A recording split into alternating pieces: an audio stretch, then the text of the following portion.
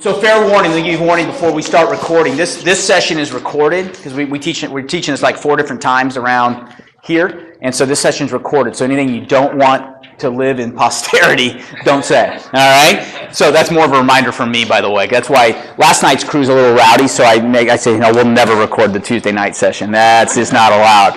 All right, because they have a pre-party and an after-party at that Tuesday night session. So we got to rein them in sometimes. So by the way, make your shelves at home. You saw coffee back there. If you're looking for donuts and bagels, they aren't here. All right, we're going to talk. I know we're going to talk about that. All right.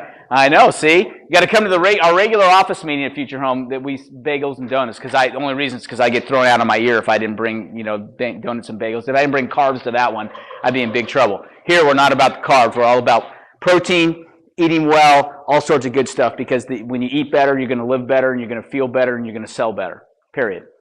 Actually, we'll talk a minute. We're not going to sell better. We're going to attract better. And we can talk about the difference between selling and attracting business. Are you good, Jim? All right, perfect. All right, let me get rid of that. Quotes. Anybody see their favorite quote up there that they've read? Anybody? No? A lot of some good stuff in there. We'll have a different one each. We've got about 3 or 4 different ones that we roll through here. There's some good stuff out there. Okay. How many of you have been to 100K before? Got some repeat offenders. Good, I love it. All right. How many, again, therefore, I'll get everybody to raise your hand. How many have not been to 100K before? All right, that's good. Awesome. First timers. Beautiful. Let's do this start-wise. Let's just go around real quickly. Tell us your name, company you're with, how long in the business. That's it. I'm going to keep you at 8 seconds, all right, because we got to get rolling here. So, Tanya, we'll start with you. My name is Tanya Sisek. I'm with Future Home Realty, and I'm in business since 2004. Awesome. Good. I'm Pam Davis, and we're in the process of moving over to Future Home Realty. I was with Keller Williams, and I've been in the business since 2001. Nice. I'm Chuck Davis. Same bio as hers. I've been in the business for about 5 years. Awesome. Chuck is Pam's better 10%. All right, not better half. All right, the better 10%. All right, very good. Beverly Buck with Future Home Realty. I've been in business for about 14 years. 14? Yeah. Oh, come on. You started with, I thought you couldn't get licensed that early. I thought there was a rule. Yeah, the CLS smoother. There you go. All right. Linda Smeaton with Charles Rutherford Realty, and about 6 or 7 years. Awesome. And Smeaton is Semeaton. Like a ton of meat with an S, you said, or something, right? Okay, got it. I love it. All right. So we don't eat it. That's right. They're vegetarians. But anyway. See, very good. Jim Smeaton, Charles Rutherford Realty. We have a 60-40 partnership. I give 60, she gives 60, works out to 100%. Very good. I love it. I'm Brenda Lou Melchior, and I'm with Future Home Realty. Awesome. And I've been in business about 4 years. 4 years. Brenda Lou. I love it. Thanks. I think I did a deal with you. See? Hopefully. Did it go well? Yes, it did. Did it close? You are the Jim Smeaton, because I heard Smeaton. I don't think there's another one. Oh. Nice to meet you in person. No, we met at closing. Okay, well, and what's your name then? He doesn't know who he's meeting.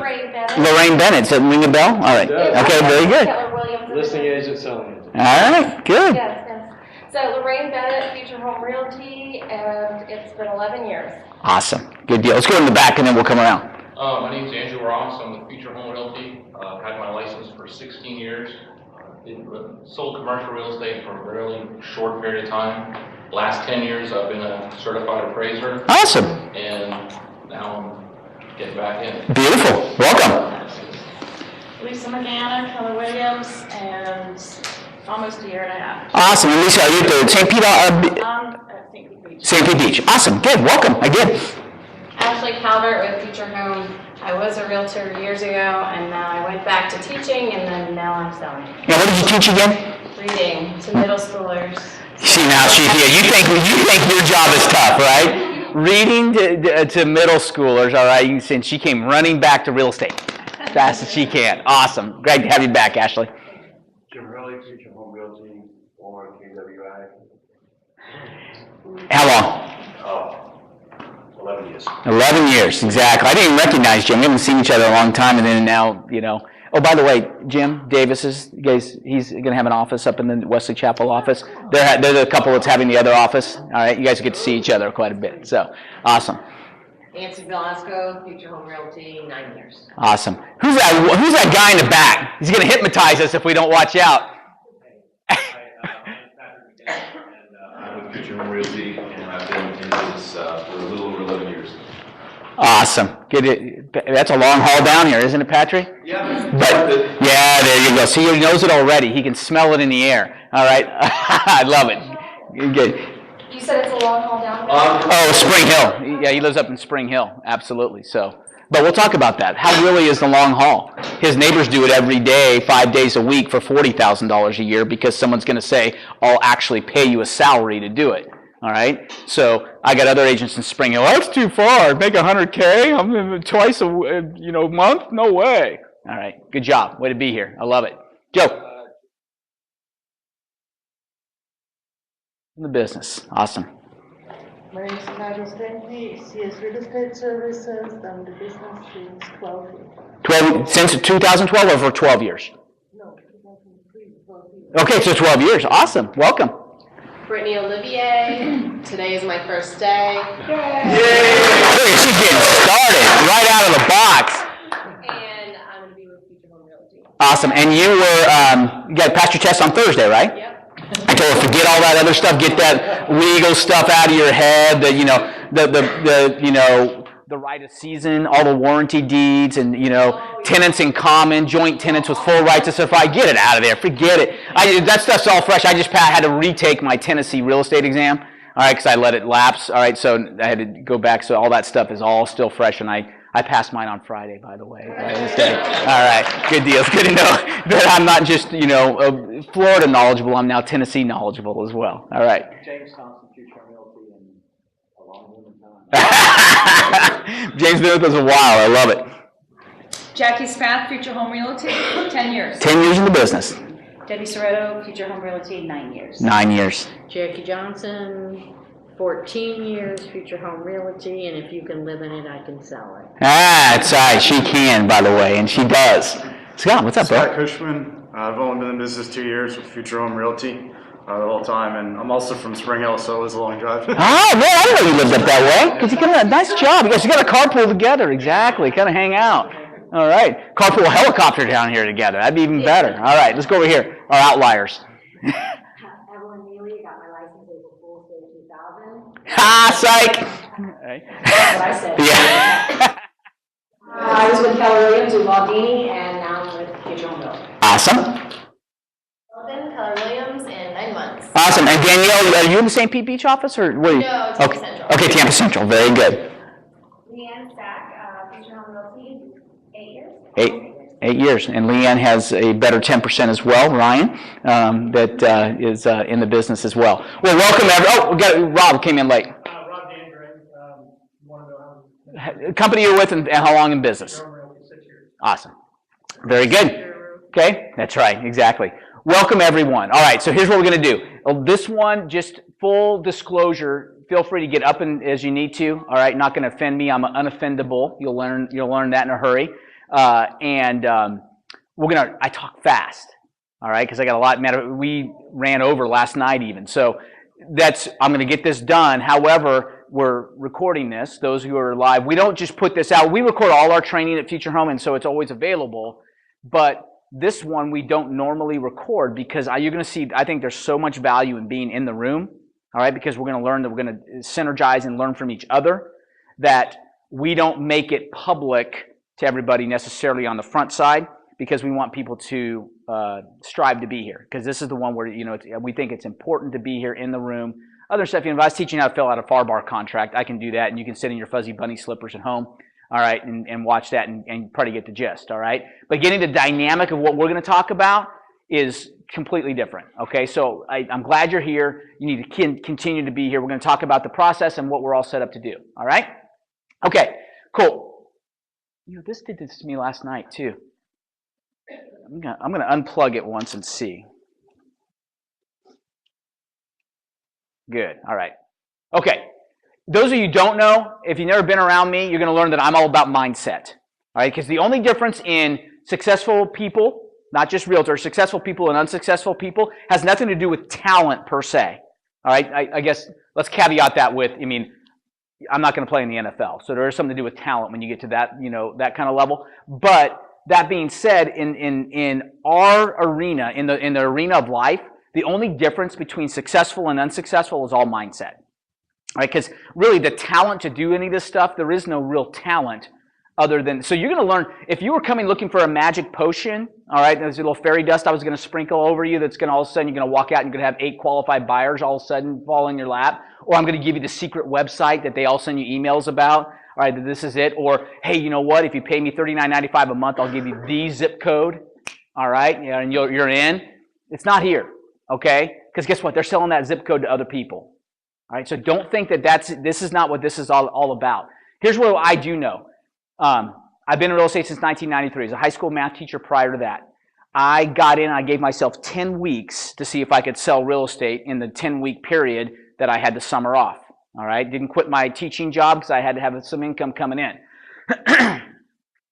By the end of 10 weeks, I had sold enough property and had enough in the pipeline that was going to replace my income, my entire income for the whole year's teaching. Now that's nice, but the the good thing about teaching is that it didn't take a whole lot to replace the income, all right, quite frankly, right? And so with that being said, I figured this out. And I had to figure it out on my own. I was with the broker, great guy, but he was kind of, I joked with the group last night. It was kind of, hey, so what do I do? And he said, go get him, Tiger. All right, it's one of those things like, okay, so I just figured it out. I had to get it going along. Well, I learned for me that mindset is huge, all right? So what we got to do is that I need to help you understand the power of the mind, okay? Patrick is back there, and I know he understands the power of the mind because I joked about him hypnotizing us. He really does. Do you still do that, Patrick? Yeah. Okay, he has a hypnotic show that he'll go and he can actually, he's one of these guys, you've seen those guys where they put everybody, so if all of a sudden we wake up and say, was I just barking like a dog? All right? We know that Patrick's been working on us, all right, a little bit. Okay? But the mind is powerful. It really is. And I'm going to help you learn to replace fear and failure habits because they're there. All right? Quick story about me. If you guys don't know, I became so passionate about this because I did not grow up with this instilled in me. All right? Quite the opposite. I tell the story all the time, so if you've heard it before, just pretend like it's first time. My dad, when I was growing up, I remember vividly, my dad had on his desk a plaque that read this: if everything seems to be going right, you've obviously overlooked something. That's a rough way to live, people. All right? That's a rough way for me to grow up because that's the way I did grow up. McDougal's don't succeed. McDougal's fail. McDougal's don't own property. McDougal's rent. All right? I had to deal with that and had to come to grips with that. And quite frankly, I have 4 other siblings. None of them have come to grips with it.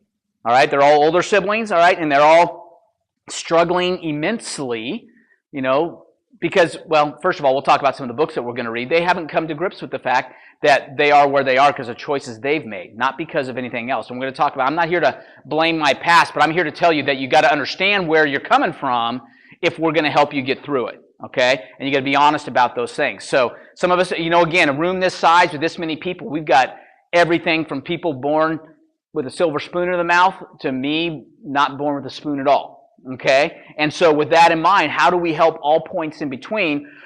We're going to show you how to do it. We're going to teach you how to pre-play, what it's going to look like. Oh, by the way, a couple quick notes. Take all the notes you want. If you want a copy of the PowerPoint, just email me. All right? So no need to write down the bullet points because you can always ask for an email of it later. Now, you can write down all the salient points that I'm making in between those points, all the dynamic add-ons that I add to those bullet points. You're free to write those down all you want because those won't be on the bullet point. All right? Okay, but we're going to teach you how to pre-play what it's going to look and feel like to achieve your goal. The other thing I want to point out, number 1, you can get a copy of the PowerPoint. Number 2, 100K is just a name. All right? It's a name we chose back in 2008. Just because the story of 100K was in 2008, the market had officially turned. It had begun turning, obviously, sooner than that. But the market had officially turned, and I could drive by any bridge, not just the Skyway, all right, but any bridge at any given time, and see a couple of our agents ready to jump. Okay, it was over. Life as we knew it. I'm going to have to go back to bartending. I don't want to cut hair, but here I come. It was all, and I get it, right, because that was happening, right? So I said, all right, time out. Everybody, I've been waiting for the market to turn because it's been overheated. Anybody who couldn't see that that was going to happen is a fool, all right? That we were playing musical chairs, and not only did the music stop and there weren't enough chairs, there weren't any chairs. Okay, game over, all right? It's been a nice ride, but the fact that you could, show up and get a loan is over. Now, hopefully, I'm hearing rumblings that we're going back to it again, so don't go there, please, all right? Stand pat and say, you know what? It's probably not best if you buy right now. Yeah, but the guy told me I qualify 130% of the mortgage, man. I did it. Now I do state what my income is. I get in there and they say, how much do you make? Oh, I make $40,000. $50,000? $62,000? Yep, you make $62,000, right? We were giving loans back in the day on that, all right? When I just don't hope that we don't go back there again because we're going to end up back in the same spot we were. That being said, I sent out an all call to our agents. We had about 300 agents at the time. I said, all right, be here this time, this place, this date. I'm going to show you making $100,000 a year in this business right now in this market. Well, they came out of the woodwork. People I hadn't seen in years, right? 147 people showed up, crammed into this room. It was all just loaded down. Everybody, all right, this is it. And I lost about half of them in the first 10 minutes, all right, because I told them they were going to have to work. And they're like, whoa, wait. I must have misread the email. I thought you said you were going to give us $100,000 a year. I said, no, I'm going to show you how to make $100,000 a year, but I'm not going to give you anything. That being said, 100 is just a number I chose out of the air because I know this about mindset as well, that for some of us here, $100,000 is a downgrade in our income. I get that, okay? Not acceptable. You set a figure, and by the way, number 3, it's not about the money. We're going to talk a lot more than what it's not about the money around here, okay? This just money. Here's what money does. Money buys you options. All right, if you want to read a great book, Adam Smith's The Wealth of Nations talks about what money represents. All right, and all it does is tell you that basically money is a representation of your efforts. Okay, and allows you freedom, in my eyes, to do things that you're truly put on earth to do. All right, not sell real estate. We're going to talk about that in a second. I'm a firm believer that if we dug down deep, your purpose in life, all right, whether you believe in a higher power or a God, I happen to call him God. God, it could be a she, all right? Call it God, that you were put on earth to do something far bigger than just sell real estate. I did not want on my epitaph, or don't want on my tombstone, all right, here lies Bob. He could fill out an addendum with the best of them, okay? Big flipping deal, right? He knew the FAR bar contract like the back of his hand, all right? Oh, that's really good. That's a legacy to leave to my kids, all right? Who cares about that? I'm going to teach you how to dig deeper into who you are, and therefore you're going to do business with people you want to do business with, and you're going to shake off the rest. All right? You're going to be just, who's that? What's the girl that sings that shake, shake, shake it off thing? Song? Taylor Swift. Thank you very much. Yeah, we're going to, you know what? Sorry, life's too short to do business with you. All right? We'll say it nicer than that. All right? But we're going to just say life's too short to do business with you, all right? I'm not going to hang out, all right, with that. So we're going to figure out how to do that. So I cover all that? Yeah, yeah. All right. Okay, now the other thing is in order for me to help you draw a map so here's where I was. Others of you are in the room saying, I can't even imagine making $100,000 a year, all right? If it's too mind-blowing to get to that level yet, all right, in your mind, okay, then readjust. Do something that's going to be attainable but challenging for you, all right? And it doesn't necessarily have to be a dollar figure. We're going to talk, more about how we're going to structure that and what we're going to do. Cool? All right. All right. Now, in order for me to draw a map from where we are today to where you want to be, I cannot draw an accurate map for you, nor can you for yourself, if you're not honest about your starting point. All right? Okay, I'd love to do this. I'm not going to stop and do it, but sometimes in this part, I like to stop and go on MapQuest and say, okay, I want to get to the airport, Tampa Airport from here, all right? I want to get to Tampa Airport. So I go in there, and I click get directions, and I put my ending point, Tampa Airport. And I hit get directions. And all that pops up is a map of the Tampa Airport. And I said, no, I click get directions again. And it sends me back an error code, and what's the error code saying? You got to know your location. Where are you starting from? I can't tell you how to get to Tampa Airport if you don't tell me where you start, right? So we got to be willing to give them that information and be honest about it. We can't say that we're at the International Mall, all right, and say I want a map from the international. I want a map to the airport, and say I'm starting International Mall when we're starting over here, right? So we're going to be honest about our starting point so often that it's important to make sure that, and this is the hard part. We're going to talk a lot about self-honesty around here, okay? That let's not fool ourselves. And when I say that, remind you that every time I'm saying anything to you, all right, I wish there were a mirror in the back, all right, because I'm really teaching myself.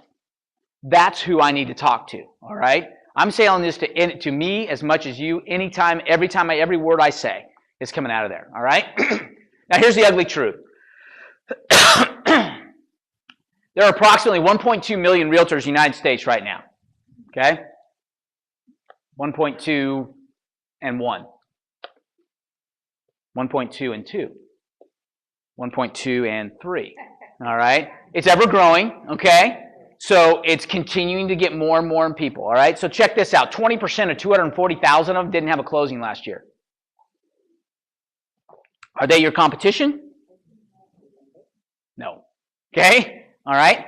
The next 20%, all right, averaged 4,600 GCI. Because you know what GCI means? Gross commission income. That's before broker split, before you pay your NAR dues, before you pay your FAR dues, before you pay your local board dues, before you pay for your lockbox key, before you pay your MLS fees, before you pay for any advertising that you do, before you pay any monthly fees that your broker charges. All that stuff, all right, comes out of that $4,600. They are a nonprofit. They are a 501c3, okay? If you gave money to them, all right, you give money to them and you can write it off on your taxes. All right, if you hey, can you loan me $10? Sure. All right, can you give me receipts? I want to write that off because you're a nonprofit. Okay, so with that in mind, we don't want to be them, right? But here's the sad truth: another 20%, so 60% now. We're at 60% are going to gross less than $16,000 this year. Now, don't get me wrong. There are some people, and I'm not talking to the people in this room because you are here because you want something better. But there are people out there that, hey, you know what? I got a UAW pension. I'm solid. I'm good. If I sell 2 homes a year, that's just, I get to golf more. I get that. That's cool. We live in Florida. There are a lot of those. No problem at all. All right? If you're not going to like what I say if you're of that ilk, because you're not going to want to do the work that I'm going to show you how to do, because, you know what? Quite frankly, you can make $16,000 a year in a lot of places. All right? You really can. You can go out and serve at a restaurant and make twice that. All right? So don't, worry about that. So 60% are there. Okay, the next 20%. Now finally, by the way, that 60%, the first 60% we talked about, after they pay all their fees and all that kind of stuff, certainly could qualify for food stamps. All right? So 60% of realtors out there can qualify for food stamps, get government assistance on food. All right? Telling you all sorts of great news, aren't I, right now, right off the bat? I can't wait to get started in this business. All right? Okay? All right? But I'm going to tell you the good news. Good news is coming. All right? Because, the next 20%, $46,000 GCI. Okay, at least we might be off of food stamps. All right? But we're not killing it. All right? I'm not leaving a legacy for my family at 46. I'm not affecting change in a passionate nonprofit that I'm excited to help. Because at 46, gross commission income, I'm barely making it for myself. All right? Okay, well, you know what? You're not living the 10-20-70 rule that we're going to teach you, which is give away 10, save 20, and live on 70. All right? Yeah, how could I? No way, Bob. I can't do that. How can you live on 70? Well, you can't live on 70 if you're making 16. All right? But if I show you how to make 100, you can live on 70. Okay? I'm going to show you how. Now, top 20%, average of 199.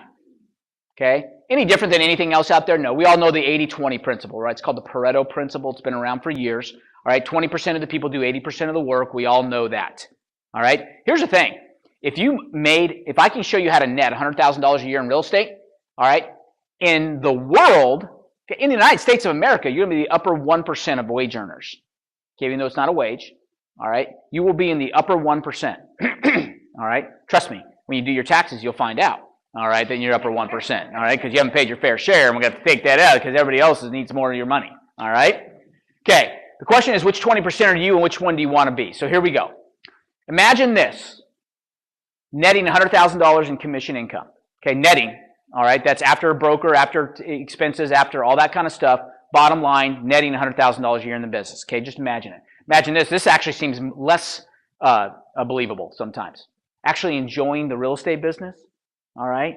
Some people, you know what? I'm looking around the room. You guys are all pretty happy-looking people, all right? There's a lot of agents out there.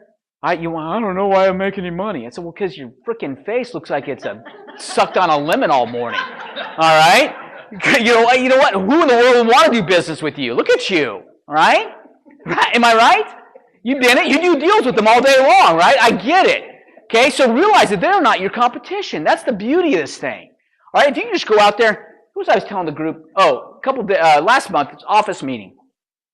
Yeah, but I can't meet any people. All right. Let me show you one of the best secrets. I can't remember where I even heard this. I started traveling with this. All right, and I have no problem meeting people. Look at this. I can get it out. Travel. I'm a rock star. Are you kidding? On the way down here on Monday, we had a party at gate C-19 in the Nashville airport. Okay?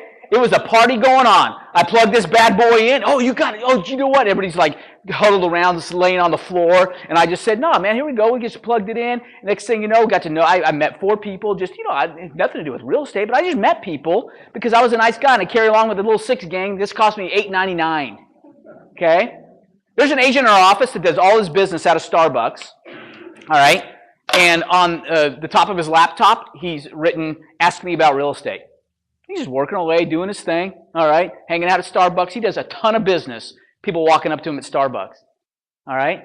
Hey, what's that all about, man? What's going, it's Randy Friedman, great guy, all right? One of our top producers knocks it out, and he just hangs out at Starbucks and just he's doing business anyway. He's got to be on the internet someplace. They have, it's good to go. He just does it. He just goes out and meets people. Now, if he did it and was like a sourpuss, all right, it's not going to be effective, right? If all of a sudden, what's that all about? Shut up, that's not going to work, right? So we're going to work on, you have to rub off those some of those rough edges. But it's just, what? Enjoy the real estate business. If you're going to do it, do it. If you're not, get out. Okay, boy. By the way, if you were here to come and have me pat you on the hand and say, oh, it's okay, you're trying, all right, that's good, I know it's hard, real estate's hard, all right, and that's, but you're doing the good effort, that's a good thing, all right, this isn't the class for you, all right, save the drama for your mama, all right, she'll listen to it, I won't, got it, fair enough? By the way, if you don't like anything, if I offend you by anything I say, you can leave and I'll double refund whatever money you paid to get in the door. All right? Fair enough? Okay? All right? All right, double zero is 0. I was a math teacher and I got that one down. Okay? So double 0, 0. All right, so imagine enjoying the real estate business, having fun. How about this? Working with people you want to work with instead of people you have to work with. Back in the day when I told you I was selling a lot of homes, I quickly got to the point where I was selling 80, 90, 100 homes a year. All right? Probably about 3 years into the business. I'll show you how I did it. There were clients at that time, clients that I enjoyed and clients that I endured, right? Can you imagine just get rid of the endured ones, all right? Have a great day. I don't have time. Life's too short to work with you, right?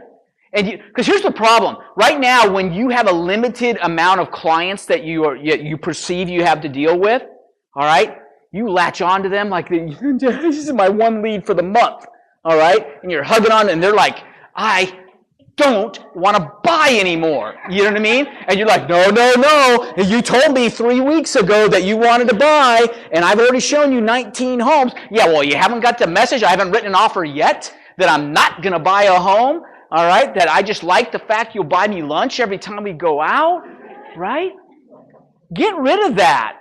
Go find somebody else who wants to buy. Why are we hugging? Why we do it? And I'll tell you, because this is my experience, is we are so fearful that we're not going to get another lead, right? We're so fearful that if I let that one go, then where's mine? And we're so fearful, like me. All right, I got into real estate. I was teaching. I got into real estate, and I wanted to pretend like I was busy, right? I had to because I know my wife was at a full-time job, earning a living and making a salary and actually having benefits. It's like, holy crap, what am I going to tell her when she gets home? All right? So I would just drive around doing stuff. Right? I just drive, like, let me go preview this home. Why preview that one? I don't know how many buyers I'm working with. I'm going to go preview it. Just say that, what'd you do today? I previewed a bunch of homes. All right? Was there a method to it? No, but I had to pretend like I was busy because I have an answer for her when she got home, right? So we're going to learn to stop being just busy and be productive. All right? We're going to stop wasting our time with people who want to waste ours. All right? And working with people that we want to help. And why do we want to help them? Because they want our help. It's kind of an interesting synergistic relationship. It's kind of cool, right? They want our help. We can help them. They believe we can help them. Life goes a lot easier. All right? Check it out. We're going to learn to control the transaction versus the transaction controlling you. I'm going to teach you how to gain control of your business. All right? Instead of running around like a chicken with its stinking head cut off, all right, putting out every fire, every time the phone rings, you're like jumping at it, and you're unproductive because you're just jumping around and you don't have control of who you are and what you're doing. There are certain times of the day that I'm going to return my calls. There are certain times of the day that I'm going to work on, hey, you know what, I got to knock this out, and this out, and then I'm going to get that done so I know it's off my plate and done. All right? If you shut off your phone and shut off your Facebook and shut off your eHarmony. I'm just kidding. I know you weren't on eHarmony. You just should have told me that. I know you weren't. I know you weren't. She was not on eHarmony. All right. Okay, we got that out there? Let me start. She was not on eHarmony. She was not. All right. If we can learn that we're not going to, that, you know what, there's a time for us to post to Facebook, but it's not 9 to 5. All right? Because now you're not productive during those other times. You know what? You could be so much more productive. I'm going to teach you how to time block and gain control of your time. It's going to change your world. Change it completely. All right? Way more productive in half the time if you can do it. For once in your life, I'm going to teach you how to be true to your priorities. What do I mean by that? If I took a poll of everybody here and said, what are your priorities? Okay, here's a politically correct thing to do. God, family, church or other nonprofit, my civic duties, and then finally way down there is job. All right? That's what we say. And then I look at your calendar and it's totally inverted. All right? All your time says I'm here, right? And the people who get the short end of the shrift, all right, are family and God. When we say those are our top priorities. All right? Well, I beg to differ. I think your calendar speaks so loudly I don't hear what you tell me. All right? That's another one, Jeanette. I don't call her my wife. She's Jeanette, by the way. So if I say Jeanette, that means the person I'm married to. All right? Jeanette tells me all the time, Bob, what you do speaks so loudly, I can't hear what you say. Yikes. 25 years married. I've had to go, that's 25 years of that. She's read a lot of the books that I've read. I'm like, dadgummit, why does she read those? All right? God, blast, she's keeping holding me accountable and all sorts of things. All right? Man, talk about accountability. That guest bed will make you accountable in a hurry. All right? That's right. She doesn't mess around. Contract today, Bob? Nope. All right. Son of a gun. When am I going to see the master bedroom again? All right? Someday. All right. Discovering your purpose in life. I'm going to help you to attack each day with vitality and energy. All right? You know what? I'm looking at the guys in the room about my age, right? Okay, I am so sick and tired of having to listen to a commercial about how to be teaching me how to take this pill to gain back my vitality in life. Screw that. I wake up with a purpose every day, and I have vitality. I'm excited to get going. Let me tell you this. When you have a purpose in life, you will never set an alarm again. All right? There are things to do, and it's not that, you know what, there's a difference, because I've been on this side where you didn't have to set the alarm because you couldn't sleep last night because you're wondering where your next dollar's coming from. I've been there too. I'm talking about sleeping with the peace and then waking up energized and ready to go because you're ready to attack the day because there's a purpose. We're going to create a result. Now, this one is what blows people away. Okay? Creating a residual income out of this business. All right? Something I never learned to do as an agent. And I'm creating a real estate company that's now helping me to do that. But as an agent, no one ever showed me how to do this. All right? I'm going to show you that there is a way that you can actually create a residual. Create a business out of your business, not another job. All right? There's a great book out there, and this is not one of the ones that I'm going to recommend. I'm going to recommend a lot of books, but this is the one, if you want to read one, it's a great one. And it is called The Cash Flow Quadrant by Robert Kiyosaki. Robert Kiyosaki is the guy who wrote Rich Dad, Poor Dad and all those ones. Okay? Cash Flow Quadrant. Okay? Picture this. I didn't go over this last night, so you guys get a bonus. All right? Picture a quadrant. This is math teacher and me again, all right? I taught geometry, so we got a quadrant, XY axis, right? Point of origin is 0, 0. We're good, all right? Upper left-hand corner is an E, all right? Just put E. Lower left-hand corner is an S, all right? Upper right-hand corner is a B, and in the lower right-hand corner is an I. Got it? Okay, so ESBI, you got it? E stands for employee. Lowest way to make a living, right? Trading hours for dollars. And someone's only going to pay you an hourly rate that is just barely high enough to keep you from walking out the door. Because you're an expense to that owner. Agreed? Okay, when you're an employee, it's the lowest form of making money. Fair enough? Got to do it, got to do it. I've been there, I've been an employee many times in my life. Fair enough, right? Now, in this book, this is what kind of ticked me off and blew me away, is that you get down to S. S stands for self-employed, which all of you are, right? Here's the problem with S. And Kiyosaki points this out very vividly. Matter of fact, he even says, S stands for self-employed. These are the biggest foolers of themselves out there. And I read that and said, what? Let me read that again. I thought it was all that in a six-pack and a bag of chips because I was self-employed. Right? I had charge of my own destiny. I can make my own income. All that kind of stuff. He says, you know what? They're really trading hours for dollars. It's like, what?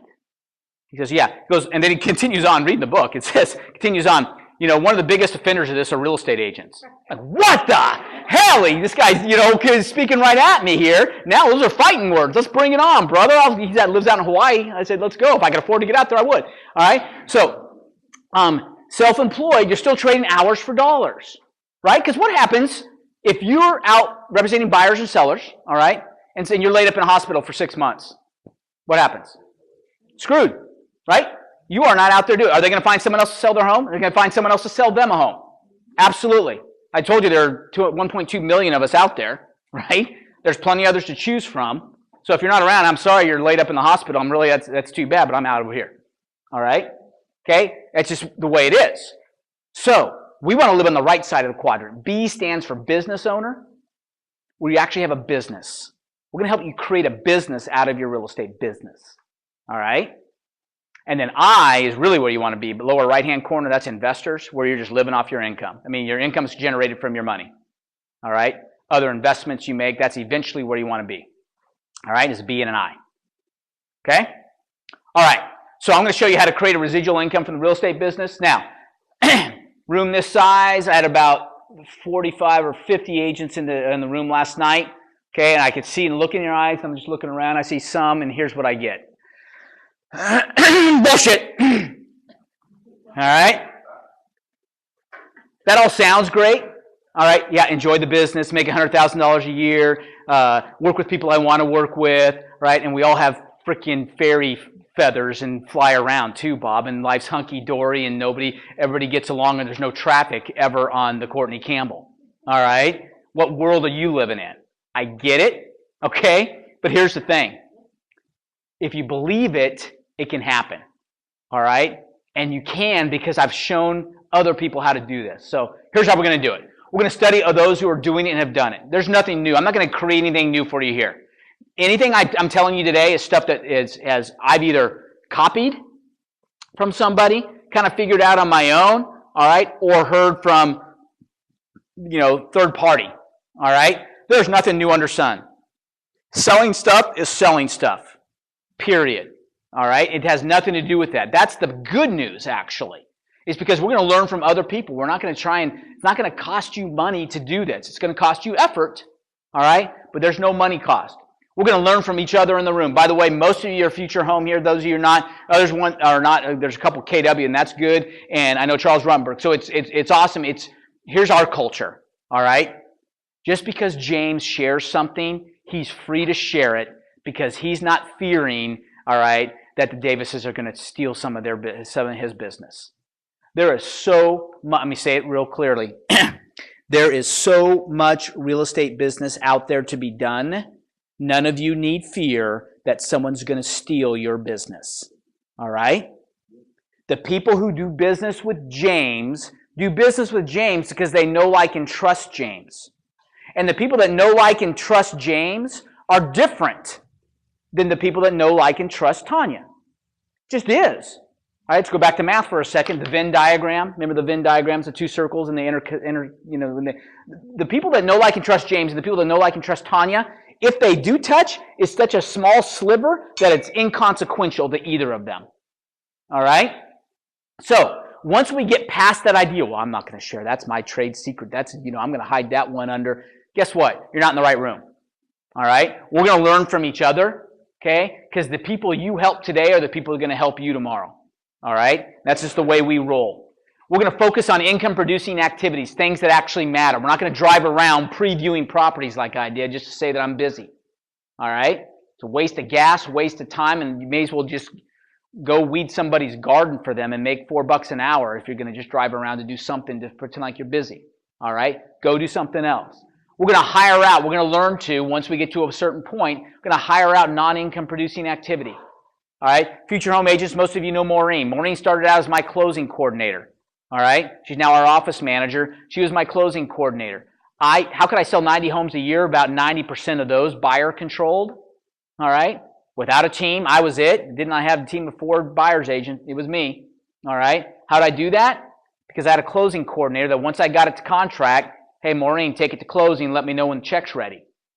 Yeah, well, I would never do that, Bob. I would never turn my clients. They love me so much that they would feel like I was betraying them by turning them over to somebody.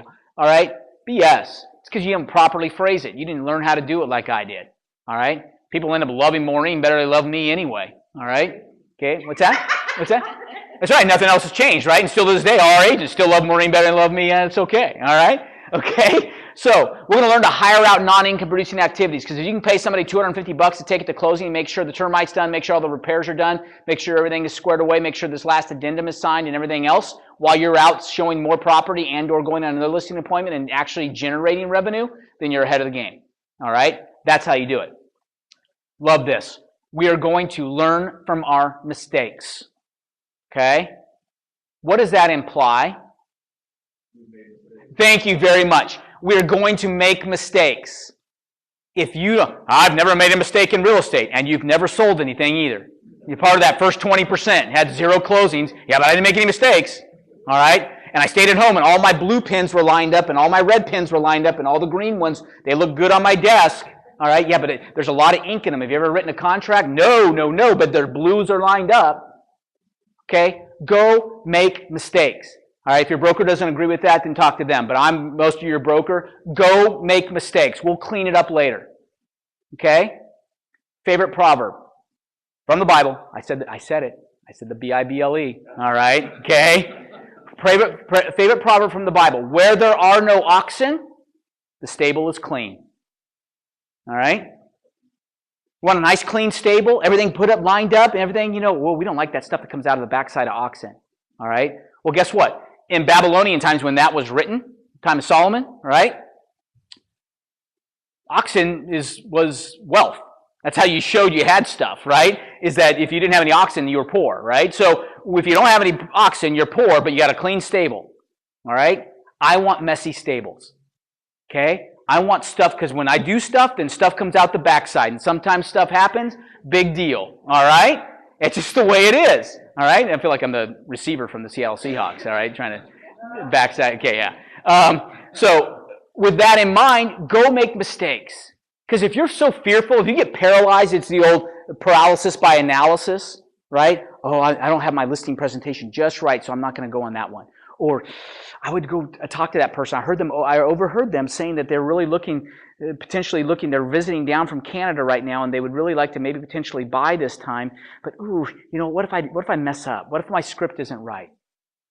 Script what? Do they know the script? Right? They don't know. So you flubbed it. All right? What does flub it mean? Flub it in my eyes is you never went over and said anything. All right? Never introduced yourself. I was coming down the elevator. You guys know I live in Tennessee, right? So I come down here every couple of weeks. And as I rolling down, I just talk to people, man. Not for the sake of selling them something. I just have fun. I enjoy life. Talking to a guy, learn about this company, Atlas Industries, that's based out of Phoenix. Actually, they're in Topeka, and he's out of Phoenix. And He's here because he works in the aerospace industry, and he's with one of his clients is Lockheed Martin, and he's going to have a great day today.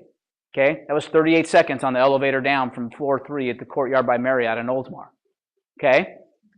All right? Didn't change cards. I didn't end it, by the way. We're going to talk about this. Notice at the end, I didn't say, hey, that's great. By the way, if you or anybody you know looking to buy or sell real estate, make sure they call me. I'm Bob. All right? And flash my card. And referrals are my biggest source of compliment and all that BS that you put on the back of your cards. Okay? All right? You know why people don't want to hear that crap? All right? Because it's insincere. They've heard it before. And you know why you don't want to say it? Because it's insincere and you've said it before. So you'll never do it. After about the first 4 rejections, and pretty soon people see you and they start walking the other way. All right? You're like, oh crap, that, you know what I mean? I want to be liked. My self-esteem isn't going very well right now. Okay? Things aren't going. Here's the biggest thing you're going to do. All right? If I told you magic fairy dust, this is it. You are going to have to grow personally. All right? Where's my mirror? You are going to have to grow personally.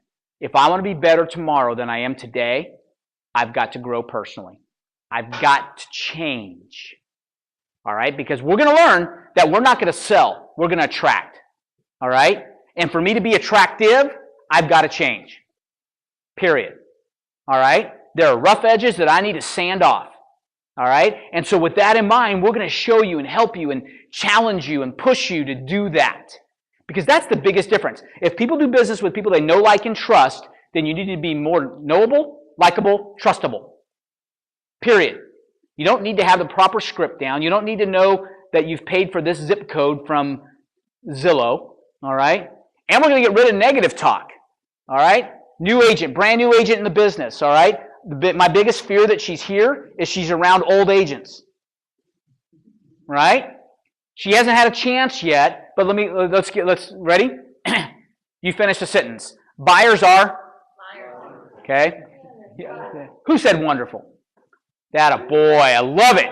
Okay. All right. Pain in the butt, liars, everything else. Don't listen to these people. Plug your ears right now. Okay. All right. There you go. Okay. Here's the thing I hear. Zillow's killing our business. I can't believe they're stealing our stuff, and it's all ours. It's my MLS, and I'm paying, and they're stealing it and repopulating it and putting it out there, and they're trying to sell me back my own leads. Yeah, well, that's what they're doing. Get over it. Okay? It is. Are you going to change it? Nope. All right? Deal with it. Figure it out. Find a way to parlay that into a positive for you. Okay? Not a negative. Figure it out. F-I-O. We're going to hear that a lot from me. All right? Figure it out. Feed off synergy. Here's what's going to happen. We get in the room and stuff starts to happen. All of a sudden, Rob says, here's what I did last week. I bam, bam, bam, bam, bam, bam, bam. All right? And Scott says, man, I never thought of that. That's cool. That's a great idea. I live all the way up there. Rob's way down here. There's no way we're stepping on each other's toes. I'm going to give that a shot. Hey, Rob, and he's going to post to our 100K group page. All right? By the way, Facebook.com/groups/the100K club. Got it? See it down there? Join it. We've got about 220 members right now in there. People dialoguing back and forth. Joe Elmer, I'll point him out again. Someone posted probably about 3 weeks ago, hey, I'm looking for a good buyer presentation, when buyers come in that I can show them what I do and the services I offer. All right? Within 4 hours, Joe had one uploaded on there for everybody to download. No problem. It's PowerPoint. Just change out, put your name in there. Bam, bam, bam. Use what you want. Don't use what you don't want. All that kind of stuff. That's the kind of synergy we're going to experience here. All right? Everybody just sharing. Hey, look, here's a great idea. Here's what we can do. These kind of things. There's power in numbers. All right? By the way, there's also power in strength in knowledge. Anybody Google that yet and figure out what fortitude per centium means? Okay? Strength through knowledge. Okay? Strength through knowledge. The only difference between you and the other 30,000 realtors who aren't here right now in Tampa Bay, all right, is that you're here gaining some centium. All right? And therefore, when you're gaining centium, you're going to get fortitudo. All right? That's Latin, by the way. I'm a big believer in classical education. I'm not a Common Core guy. All right? Okay, there you go. I believe that classical education is a good thing, and we're going to go back and learn Latin. And people, by the way, who have taken Latin score like 40% higher on their SAT in the verbal section than other people who don't. Because you know that in Latin there's only 10,000 words. All right? English language has 280,000 or something like that. All right? 10,000 words in Latin. All our stuff that we've made up are combinations of Latin words. Okay? Let me combine this one and this one. They say, no, we're good with just 10,000 of them. All right? We can figure it out. I can still communicate. So, pretty powerful. Feet off centers. You can stop making and accepting your lame excuses. Okay? I'm not going to accept them. If you want somebody to pat you on the hand and say, that's okay, it's a good try, all right? Don't come around my house, because I tried that with Jeanette, all right? And she says there is no try, only do. All right? Period. Oh, there is no try, only do. We make mistakes, that's fair enough, all right? But we're not going to make a mistake and then curl up in a ball in the corner and say, they rejected me. I tried, didn't like, I break out the power cord and nobody plugged in. All right? Okay. Who gives a flying flip? Go plug your power cord in another spot. Go try a different outlet. Right? All right. Okay. Exercise your freedom to choose. We're going to talk about this at the end. Let me give you a little preview. One of the books that we are going to read, and we're going to read it slowly. All right? Not because it takes slowly reading it to get it, is The 7 Habits of Highly Effective People. I know, I'm looking around the room, I was the same way. I read that before. I thought I had too. All right, it was on my shelf, so I must have read it, right? Okay? Well, one of two things. Either I didn't really read it, okay, or when I read it 8 years ago, I wasn't ready to read it. Because I read it again about 1.5 years ago with an open mind, and it blew my mind. The old, small explosion. I get it. I'll beat you to the punch. All right? Okay. All right. Okay. All right. It blew my mind that we have the power to choose. In a nutshell, here's habit number 1 says this. Animals are instinctual, right? Pavlov, they ring the bell, the dog salivates, right? Very Pavlovian, right? Well, that gap between stimulus and response, animals don't have a gap there. They don't have anything. It's just stimulus, response. Bam. Okay? What differentiates humans is a gap. And in that gap is our power to choose. We all have stimulus in our lives, and we all react. All right? The gap between there, that power to choose, differentiates us from the other animals in the kingdom. Okay? We have it. Most of us don't apply it, okay? And again, most of us don't apply it. All right, I'm not talking to anybody but me. All right, here we go. We're going to exercise that power. We're going to live in accountability. All right? And when I say that, I mean we're not going to listen to your lame excuses. Yeah, but Bob, did you know? But I really wanted to do that, but American Idol started last night. All right? Or I had to see who was going to get the rose on what all right? You turn off your TV, okay? Super Bowl's over, you're a football fan, all right, turn it on in September again. Turn off your TV, period. Yeah, but I got to know what's going on in the news. Well, somebody cut off another person's head or burned him alive in a cage, okay? Terrible, all right? Okay, guess what? Catch that on the radio on the way down. Okay? Turn off your TV, focus on positive stuff. We're going to live a disciplined life. This sucks. All right? Because you know what discipline really means? Self-denial. I was reading a great book that I picked up from it's called Spiritual Practices. It was by our church. It kind of walks me through my morning time. And I was reading today, all right, as I was having my coffee, and it said, talking about the spiritual practice of self-discipline, right? And it says this, self-discipline means self-denial. Okay? Not exactly what I want to hear, by the way. Okay, the me in me says I want to be all about me, right? It's the way we roll. It's the way most of us are. most problems I have are a result of me wanting to focus on me, without a doubt. We're going to learn to teach ourselves that it's okay to focus on me at the right time, but you earn the right to focus on you, and the more you self-deny, the more disciplined you're going to get. This is one of our favorite phrases from last time. We didn't create it. We just borrowed it from somebody. I don't know, because the first time I say it, I say, as John Maxwell said, and then the second time I say it as, I've heard it said, and the third time I say, as I've always said, all right, so now it's mine, all right? So I say, all right, there's freedom in structure. Oxymoronic, right? Paradoxical, if you will. All right, let's go back to our English language a little bit, right?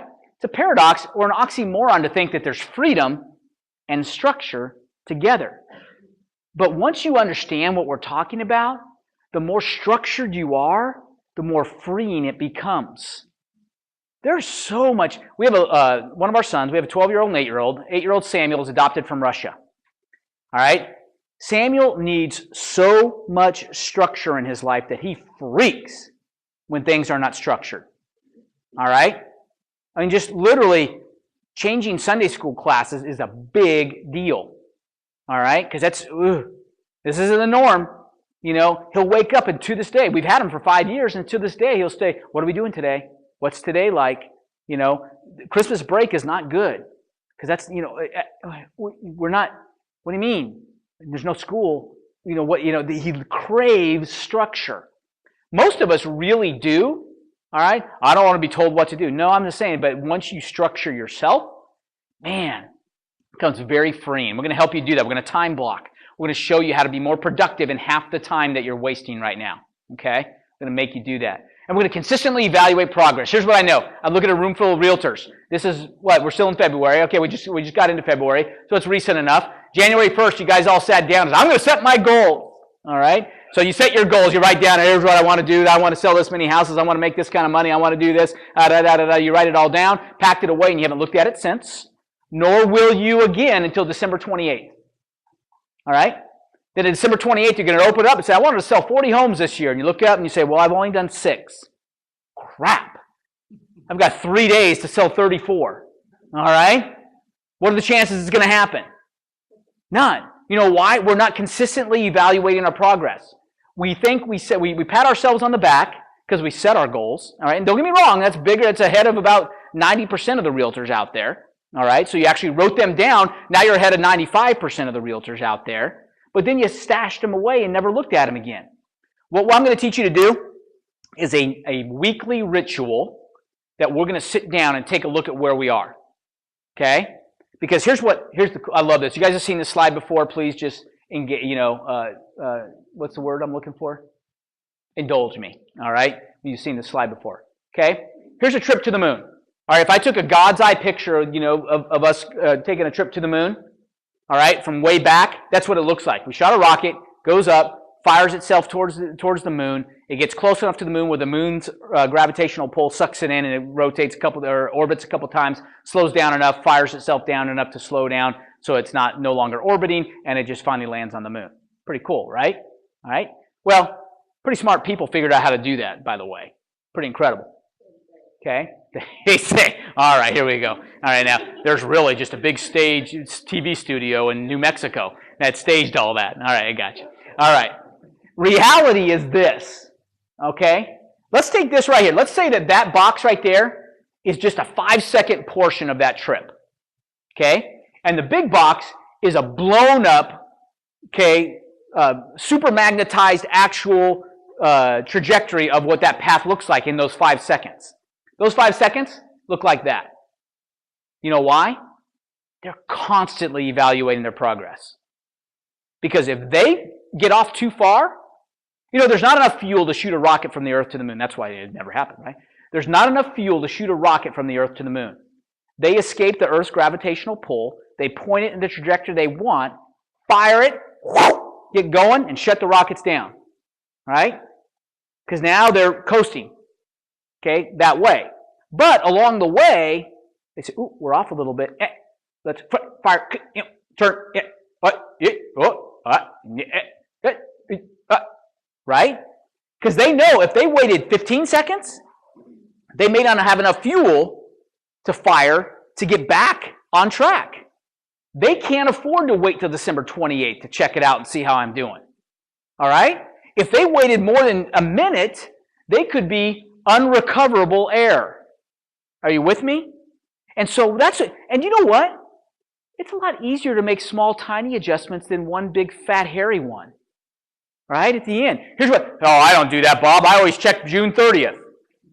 Okay, great. So on June 30th, you check, and you find that you're supposed to have sold 20 homes by now, which means that you did it. You went to a business planning seminar, and you had it rocking, right? So they said, okay, you want to sell 40 homes? So here's what you need to do. You know that for every listing you have, you sell 4 homes. All right, because that home and then 3 other buyers you pick up along the way. All right, so if you want to sell 40 homes, then you better have 10 listings. Fair enough, right? Because okay. So now you got 10 listings. And now you know that every 8 listing appointments you go on, you get the listing because that's your conversion rate right now. Well, if I want 10 and I know I get 1 out of every 8, then I need 80 listing presentations. And you know that every 10 for sell by owners you call, you get a listing presentation. All right, so I need 80. So I need 800 for sell by owner calls. All right, well, let's break that down to the month. That's only, let's see, that's only 800. That's 768, all right, a month. Therefore, let's break that down a little further. That's only 22 or 21, 22 a week. All right, so I'm going to make 22. And so you got, that's good. By the way, nothing wrong with that. That's good stuff to do, right? Here's the problem. All of a sudden, now you look at June 30th, and you say, well, I haven't done that. I didn't get my 5 listings to have half of those by now. I only have 2 listings, all right? And if I look back, I was supposed to have made 400 plus for sell by owner calls, and I've made 18. All right? Like, oh, crap. Know what your mind says? Yeah, right. So now you say, okay, now I got to do the 400 for next half of the month, or half of the year, and I got to make up the 382 that I didn't do the first half.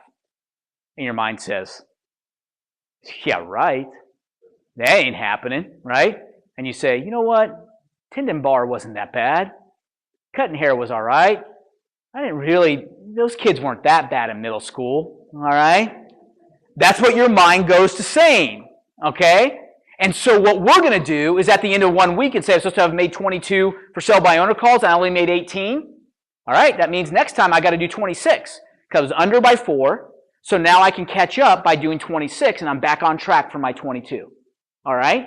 So I'm going to hold you to that weekly stuff. And by the way, we're going to lose maybe a third of you by next time we meet. All right? You're like, I ain't doing that mess. All right? I'd rather just wallow in my misery. Well, that's fine. All right? Wallow away, just not here because we don't allow it. You're not. All right? That's used as an example. All right? Because you're not going to call it for sell by owner. I'm not going to teach you to. You're not going to like this because I know where you're coming from already. All right? No. I'm just telling you. But here's my next statement. I'm kind of jumping ahead. Number one question I get, Jim. You probably get this too, right? Number one question: how do I get more listings? All right. Number one answer for me, and the number one answer that's the most hated by agents: work with more buyers. Suck that. Buyers are liars. Buyers, you know what I mean? Okay? Here's the thing. I know you want to list more properties. I get it. Okay? The days of you doing your soft shoe in front of a seller, and you're one, hey, you better hurry up because I got another guy coming in 15. He's going to soft shoe in front of me next. All right? And I will do this. I'll market your home. And I have a balloon on my card. Right? Over. Okay? You know who's going to list with you? Here's your listing presentation. You know what I'm going to teach you? Hey, nice to meet you. I know I sold your niece a home, right? And she recommended we do it. Well, you know, I've done a market analysis, and here's the paperwork we're going to sign. Bam. You're referred all your deals. They want to be for sale by... I can teach you a for sale by owner that kills it. All right, if you want to do it, I did it. All right, there for a while, and I knocked it out. Because it was actually living in a generosity generation, and I can do a quick 17-minute little thing if you want to do it. You're not going to call them on the phone. You're going to go meet them face to face. Because we're going to learn the 7 levels of communication. The best way to talk to people is eyeball to eyeball. All right? Now, I sent them an email. I don't know what. Yeah, well, they got 48 other emails from realtors. Okay? Big flipping deal. What's different about you?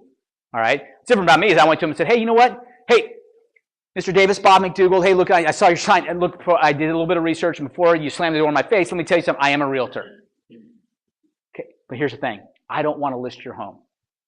That's what I did. What are you talking about? I say, look, I work a lot with buyers. I got buyers looking in this neighborhood, as a matter of fact, but I'll be honest with you, when we drive down your street, I make them look the other way because I don't want them to see your for sale by owner. You know what I mean? So we just drive. I said, but I'd love to show your home. Let me ask you this. If I brought you an offer that would, you could still net what you're looking to net, and even with, factoring the commission for me, would you be willing to take a look at it?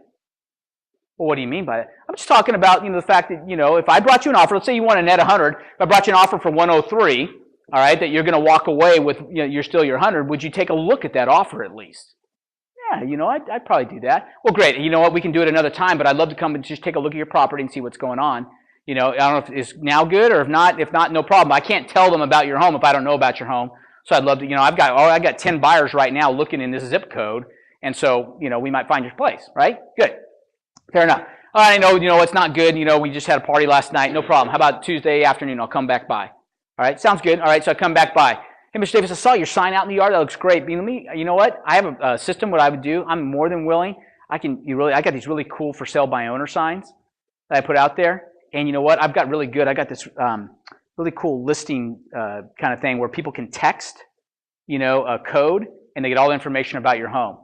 Well, why would I do that? I'm not listing with you, dude. I told you. I said, no, I do that. I provide that for you. What do you mean? He says, yeah, your information would pop up. My information would pop up? Yeah. He said, well, why would you do that? I said, well, here's the thing. I told you I work with buyers. I love working with buyers, right? So what I do is you need to have a sign-in sheet. All right, you should. All right, and you know what? You should keep that fresh because if it looks too old, wrinkled, and stale, and people have shown the property, a month and a half ago, people are going to think, why is this house not selling, right? So I'll come by every couple of weeks and we'll just trade that out. And I'll ask you, anybody here that you know is interested in your home, I'll stay away from them. And the other people are obviously buyers, all right, probably not represented by another agent. I'd love to contact them and see if I can help them as a buyer's agent. Fair enough? Fair enough. All right, so you put a sign in my yard? Yeah. Whose number is going to be on it? Yours. All right. What the? I do that. I'm telling you, I did this a lot, right? I go through. Next thing you know, by the third time I come back 6 weeks later to exchange out the sheet, hey, Mr. Davis, how's it going in there? How'd your showings go? Showings? What are you talking about? People make appointments and don't show up. So sick of this thing. Get your stinking lockbox on my door. Put your sign in my yard now. I'm tired of this BS. Period. All right? And the other agent, oh, Bob gets all the for sale by owners. They like him. He must have the secret email. No, I actually got out of my car and went eyeball to eyeball with them and found a way to meet him. Okay? But that being said, I'm not a big lister. Never was. Told you 90 homes I sold, 90% of them, 81 of them. All right? This is in any given year. Were buyer controlled. All right? For me, a listing, sell or not sell. Plus, here's what I know. I think technology is changing in such a way that it's even harder to justify your value proposition to a seller. It's getting really hard. What do you mean by that? What I mean by that is, okay, $200,000 home, you want 6%. That's 12 grand. I get the 3% that we're going to pay the buyer's agent because they're actually bringing a buyer. All right? So what are you going to do for your 3%, Bob? Well, I'm going to put it in the MLS. Okay. All right. What else? Well, I paid recently, even though I hated to do it, and they were freaking ripping me off. I have an enhanced listing with Realtor.com, the most visited real estate website in the world. All right. Our listing's enhanced. Okay. What else? Well, we'll do other marketing things. It'll go out to 400 websites. ListHub puts it out to 400 websites all over the place. Okay. What else? Well, why are you saying that? Well, because I got another company I looked up. I just pulled it up on Bing, all right, for $202. They'll put it in the MLS. They'll give me an enhanced listing, put a virtual tour on, and it'll go out to 400 websites. Oh, suck. There's my value proposition, and they just took me down $5,800 like that, right? So now what am I going to do? Well, pricing your home properly, yeah, you know what, I checked and there's an appraiser out there. I've already had one done, $375, I got a valid appraisal in hand. All right, good luck with you, have a great day, right? So how do we, I'm thinking it's getting harder and harder to value proposition a seller. Now, is it hard to value proposition a seller when I say, hey, good to see you again. And your niece, I sold her a home and she recommended me. Here's what we're going to do. Bam, game over. That's a lot easier listing presentation, is it not? I'm going to show you how to get there. All right? Don't get me wrong. You want to list? Great. I got it. I list by default. I know it's not what you want to hear. And I know I'm teaching backwards to every other real estate trainer in the world. Right? Every other real estate trainer in the world. You're going to list, you're going to last, you better list. All right? Here's what I know. A qualified buyer ready to buy in the next month that wants your help is a check waiting to be cashed. Period. It is. It is. I'm telling you. It is a good way to do business. All right? Oh, yeah, but I will never do rentals. Well, guess what? You're missing leads. Because those tenants, I only made $300. Well, guess what? What else are you going to do because you spent 6 hours doing a rental? All right? And you made $300.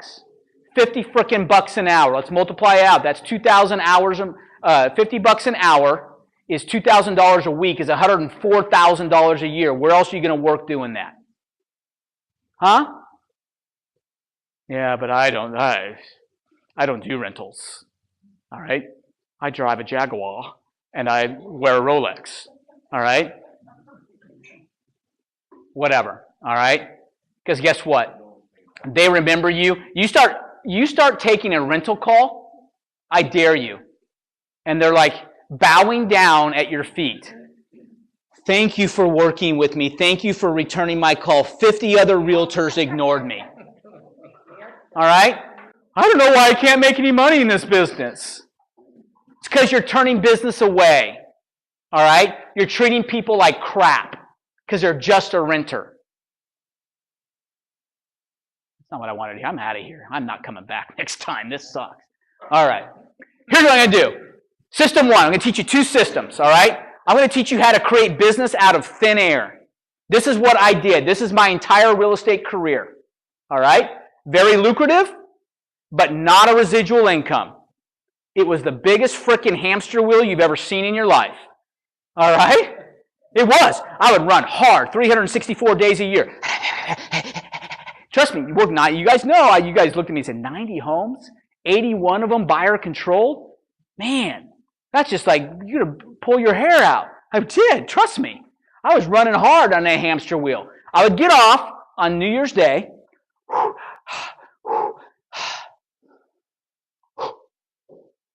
Wake up January 2nd. Here we go again. All right? And run hard for 364 days. Much better income than teaching. All right? Wouldn't call it quality of life per se. Kiyosaki blew me away when he told me I was full of it by thinking I was all that with an S quadrant kind of mentality. All right? But that being said, I teach this in this seminar and in this group setting because there are people here today that need this now.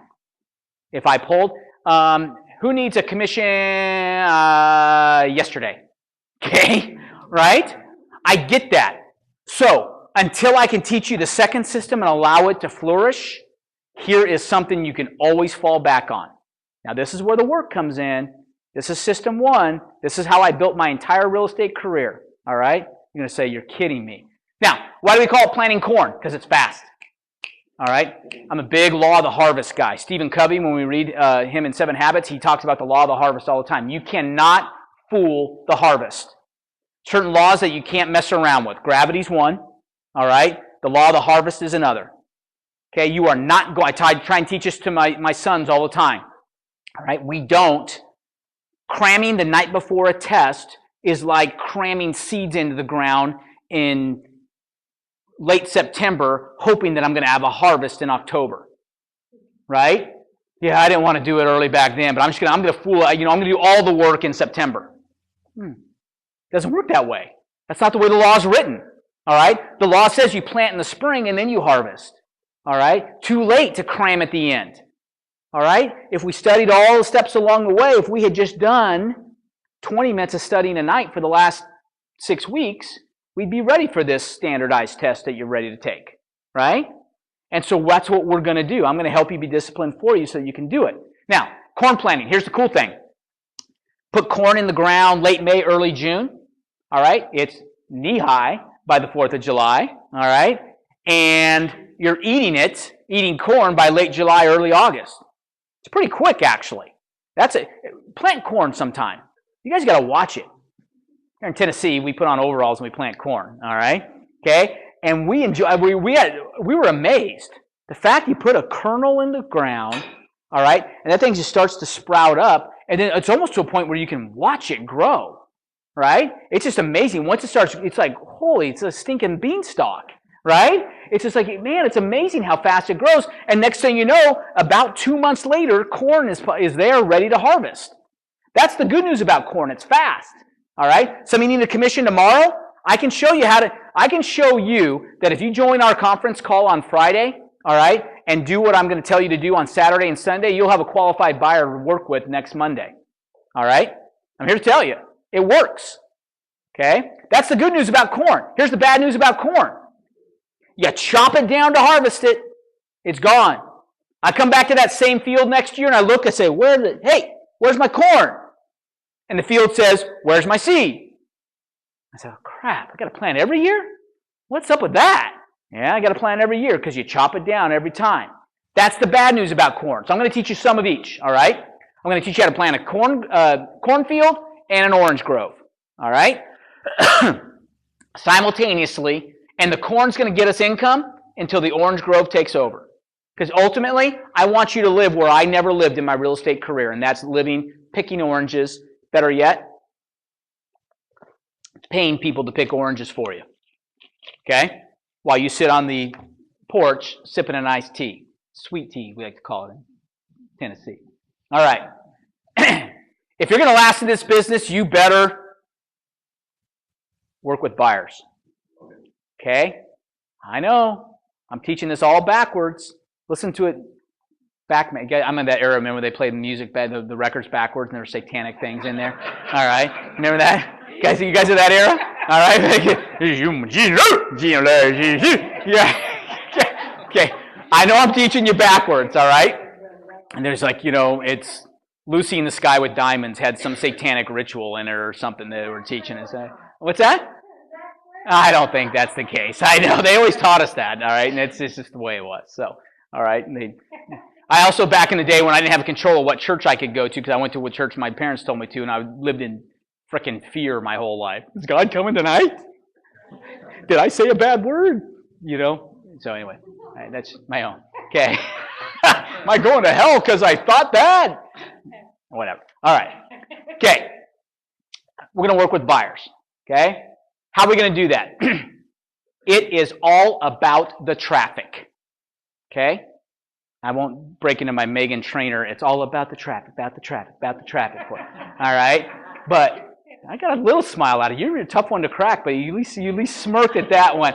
Okay, very good. All right, she smirked at that one. All right. I've been working over there for a while to see if I can at least crack a smile on that one. I got it. Even with something ready to go in her mouth, she smiled. So that's awesome. All right. It's all about traffic. If you got a way to create traffic outside of bank-owned open houses, go for it. Okay? Here's the 3-minute story. Okay? First weekend in real estate. I joined a company. It was the broker and I. Okay? Just he and I. We had one listing. I said, Dave, what do I do? He says, go sit an open house at this listing. I said, well, he goes, that's my aunt's house. I have it listed. All right? Okay, great. So, kicked me out the door. Thumbs up, go get him, Tiger.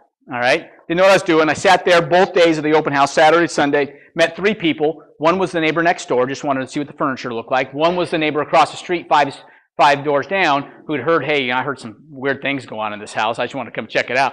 All right? And then one was a guy who really said, man, I'd love to buy a home. That's awesome. So I said, okay, finally got this guy. All right, and I get him checked out, and he couldn't get a library card, much less a mortgage. All right? Okay, having the fact that that felony conviction that he just got out of jail yesterday had something to do with it, all right? And didn't have a job. So I said, all right, 1 weekend down. I got 9 weekends left, and I'm 0 for 1. All right? So what do I do? So I'm flipping through the paper. And I look, and sure enough, in the paper, this is 1993, right? People read the paper, all right? There was a paper. You know why they have you do this on your smartphones now? Because it's actually like you're turning a page, right? I mean, kind of, I knew I'd been on my smartphone too long when I was actually reading a magazine. I kept trying to do this to try and get the picture bigger. It's like, I can't see that. I wonder, let's zero in on that. It's like, no, this is paper. This is actual stuff. All right, so yeah, you got to retrain our brains. So I bring the paper, and it's housing and urban development list of foreclosed homes for sale. I said, what's this? It says in the bottom is an advertisement in the paper. Contact your local real estate licensed HUD broker. So I called my broker. Hey, are we licensed HUD broker? He said, no. He said, I said, can we? He said, I don't know, go find him. So I dug around, found out I actually had to go to an office building, downtown Tampa, 4th floor. All right, typical government building. All right, had to go in there and pick up the manual. It's a 2-inch thick manual on how to sell HUD foreclosures. It was all, I learned, started reading through the thing. All right, 2-inch manual. Why didn't you just download the PDF? Well, no computers, no internet, all right, no PDF, all right, PD, what? What'd you call me? All right, so none of that, right? So this old thick manual, I'm reading this thing, trying to figure out, and I'm going through, okay, it's a sealed bid process, and so on and so forth, and halfway through, licensed HUD brokers are allowed to sit open houses at our listings with permission of the broad listing broker. Well, what's a broad listing broker? So go back to the index, find out what the broad listing broker is. There's a local broker around that manages all these properties. You got to call. I called them. They said, no, you got to call in Friday at 9 a.m. That's when we assign these. So I call it Friday at 9:05. It was busy until 9:20.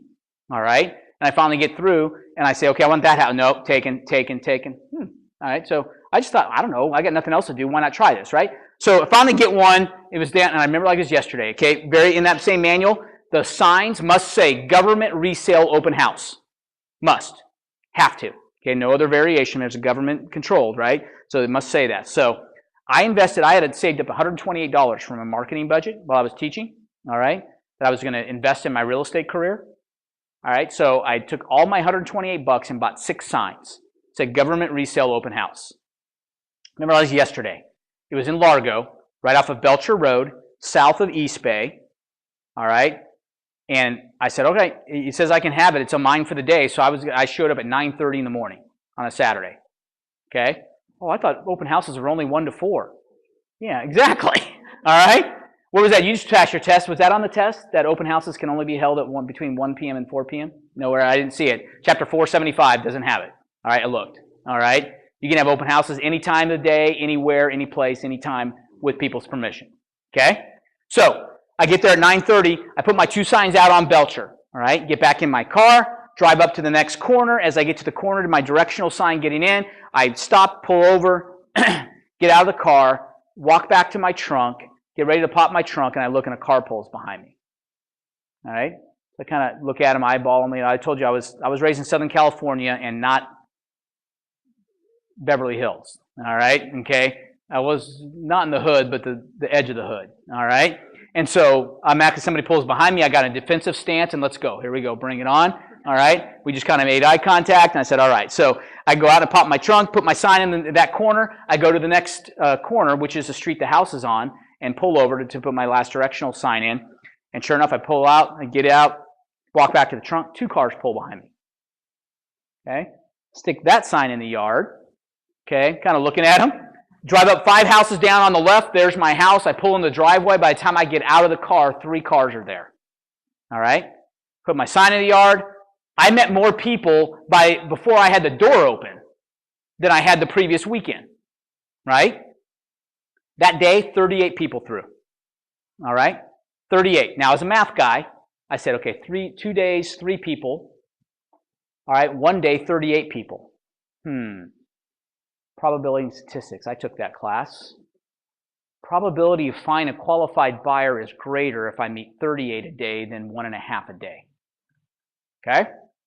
From that day forward, for the next 10 years, you'd be hard-pressed to not find me on a Saturday or Sunday or other days, we'll talk about that, sitting in a bank-owned open house. That is where I created every bit of my business. Every bit. Ooh. Have you ever been in those, Bob? Okay? Trust me, people walk up to my bank-owned open house. Why are you sitting on the porch? Just to step inside, you'll find out. You'll know. All right? Go check it out in there. Really? I said, sometimes it's a smell. Sometimes it's the stuff that's spray painted on the walls. All right? It's all and all points in between. Okay? Did I sell the homes that I was sitting at? Rarely. Rarely. Okay? Did I meet buyers there who wanted my help? Really? You're willing to work with me, a first-time home buyer? Tell me about bond. I see you have this little flyer. What's this bond program? What's this? You really will work with first-time home buyers? I tried to talk to 4 other realtors right now, and they said, oh, you're a first-time home buyer? Have a nice day. All right? I said, hallelujah, man. This is it. My Savior got 9 weeks later, all right? Closed 4 deals, had another 6 deals under contract. Okay? All from people I met at bank-owned open houses. Okay? You tell me. Was it work? Yes.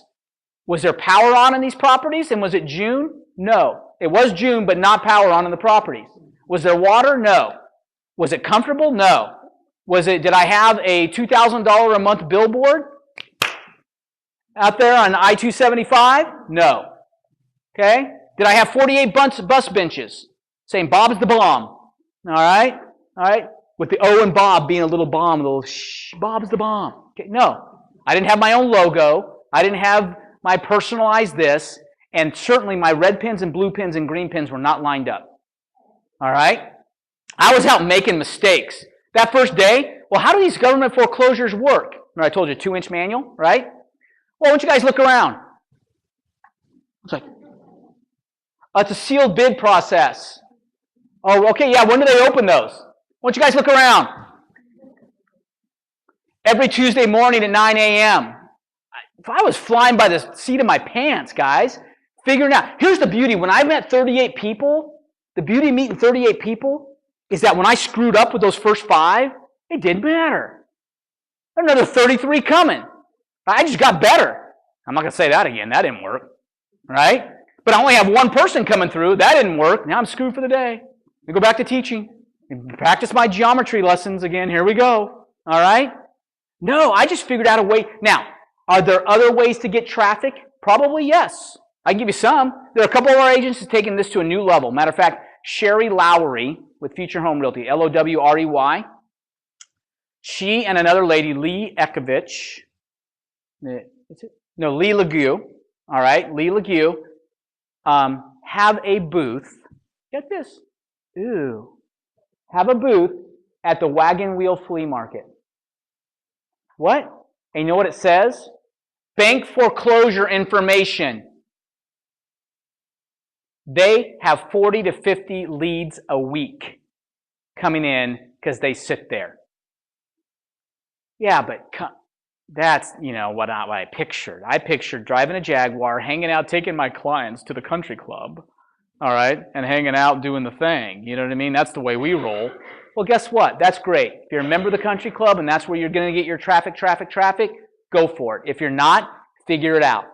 All right? I'm here to tell you this works. Jim Hurley, you had one over the weekend, right? Right. How many people? 15, 18, you said? 15 is signed in. I have at least 20 at the door. Yeah. Bank-owned open house. Yeah. I have bank-owned open house signs. They're magnets. Yep.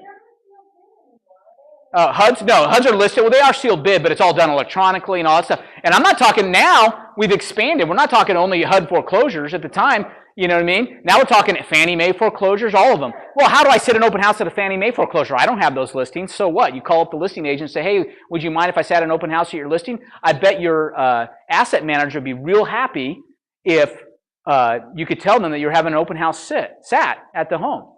Really? Yeah, well, because here's what I know. There is no requirement. If you're doing it for somebody else, you can ask them if they have any requirements, but not like say, no, go for it. Okay, Ruth? Nope. Because you're not going to sell that house. I understand. There you go. That's it. We got voices of experience talking already. Close to a main highway, don't go through 4 traffic circles, don't have to sit outside a guard gate and punch in a code. All right. I wonder why nobody showed up at my bank-owned open house. Well, because it's under lock and key. It's like freaking, Fort Knox. All right. You can't get in there. All right. Ooh.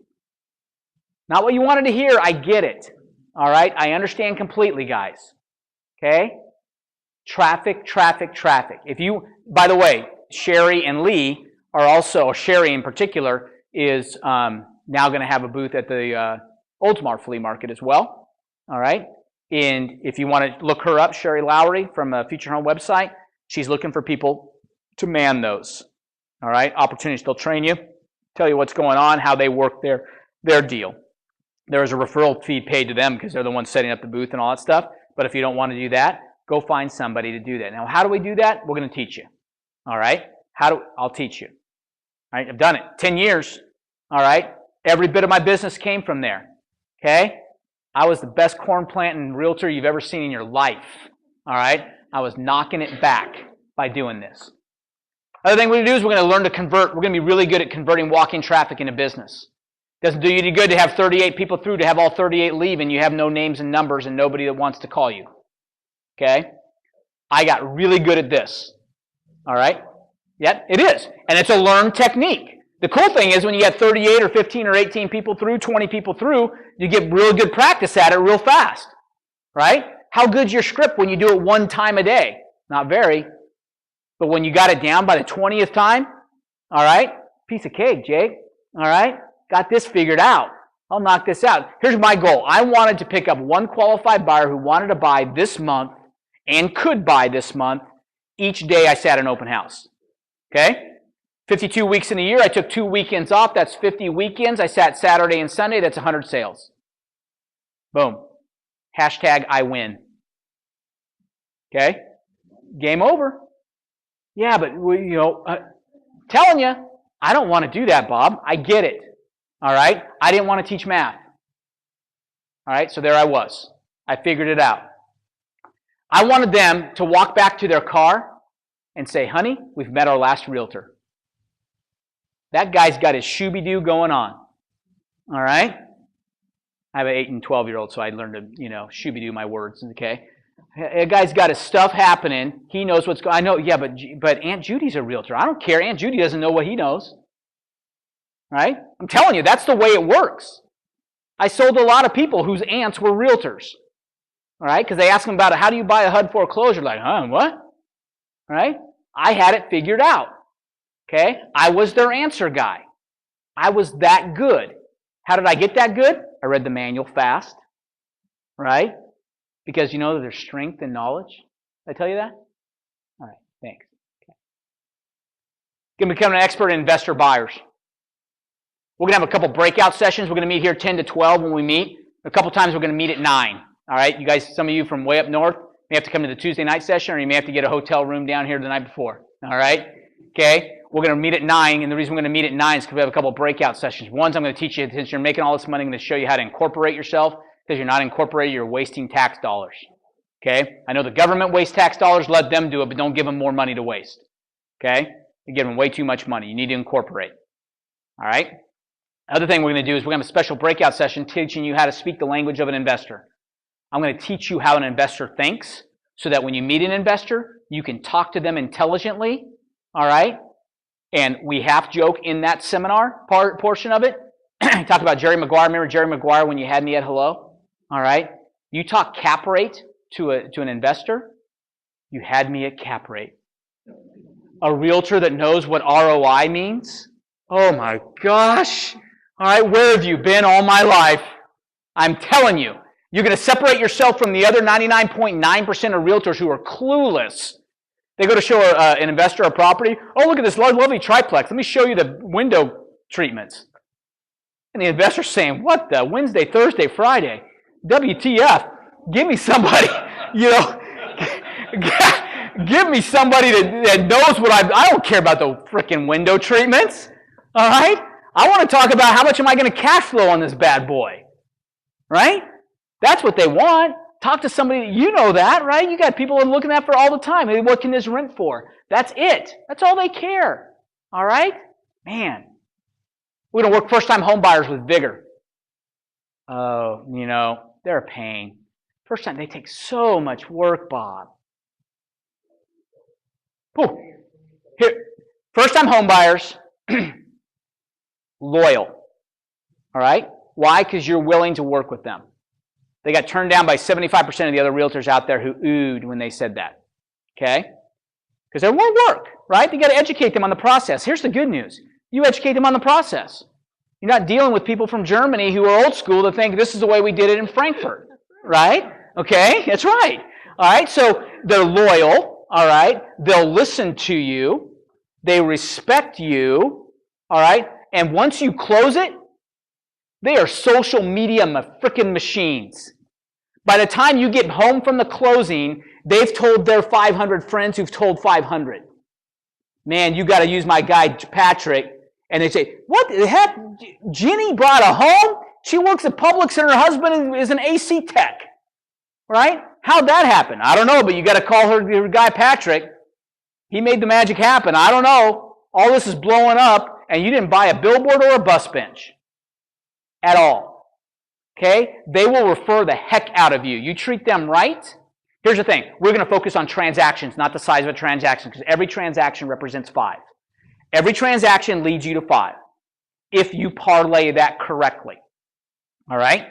If you screw up, every transaction is going to kill about 30.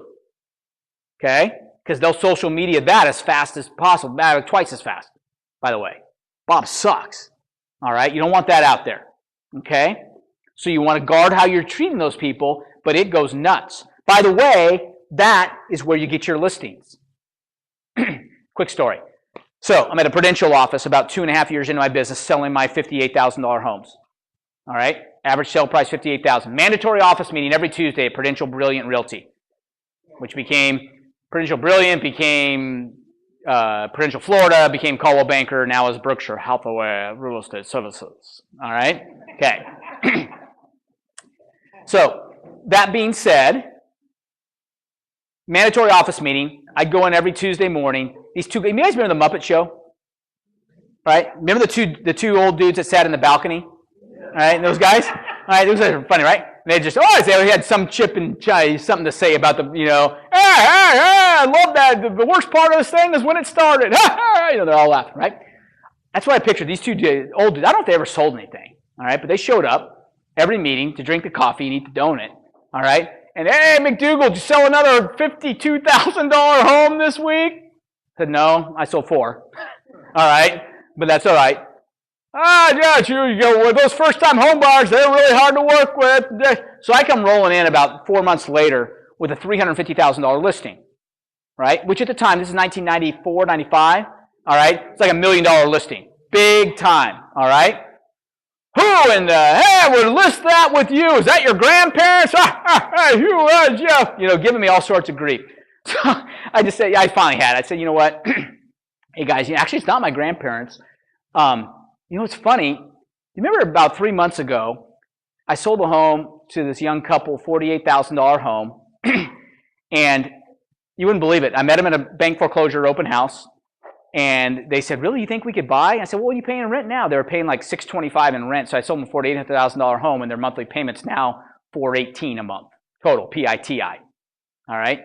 So they're saving a lot of money each month, and they've got a home ownership. I'm a firm believer that's the first step into wealth building is actually home ownership. It's a beauty, American dream.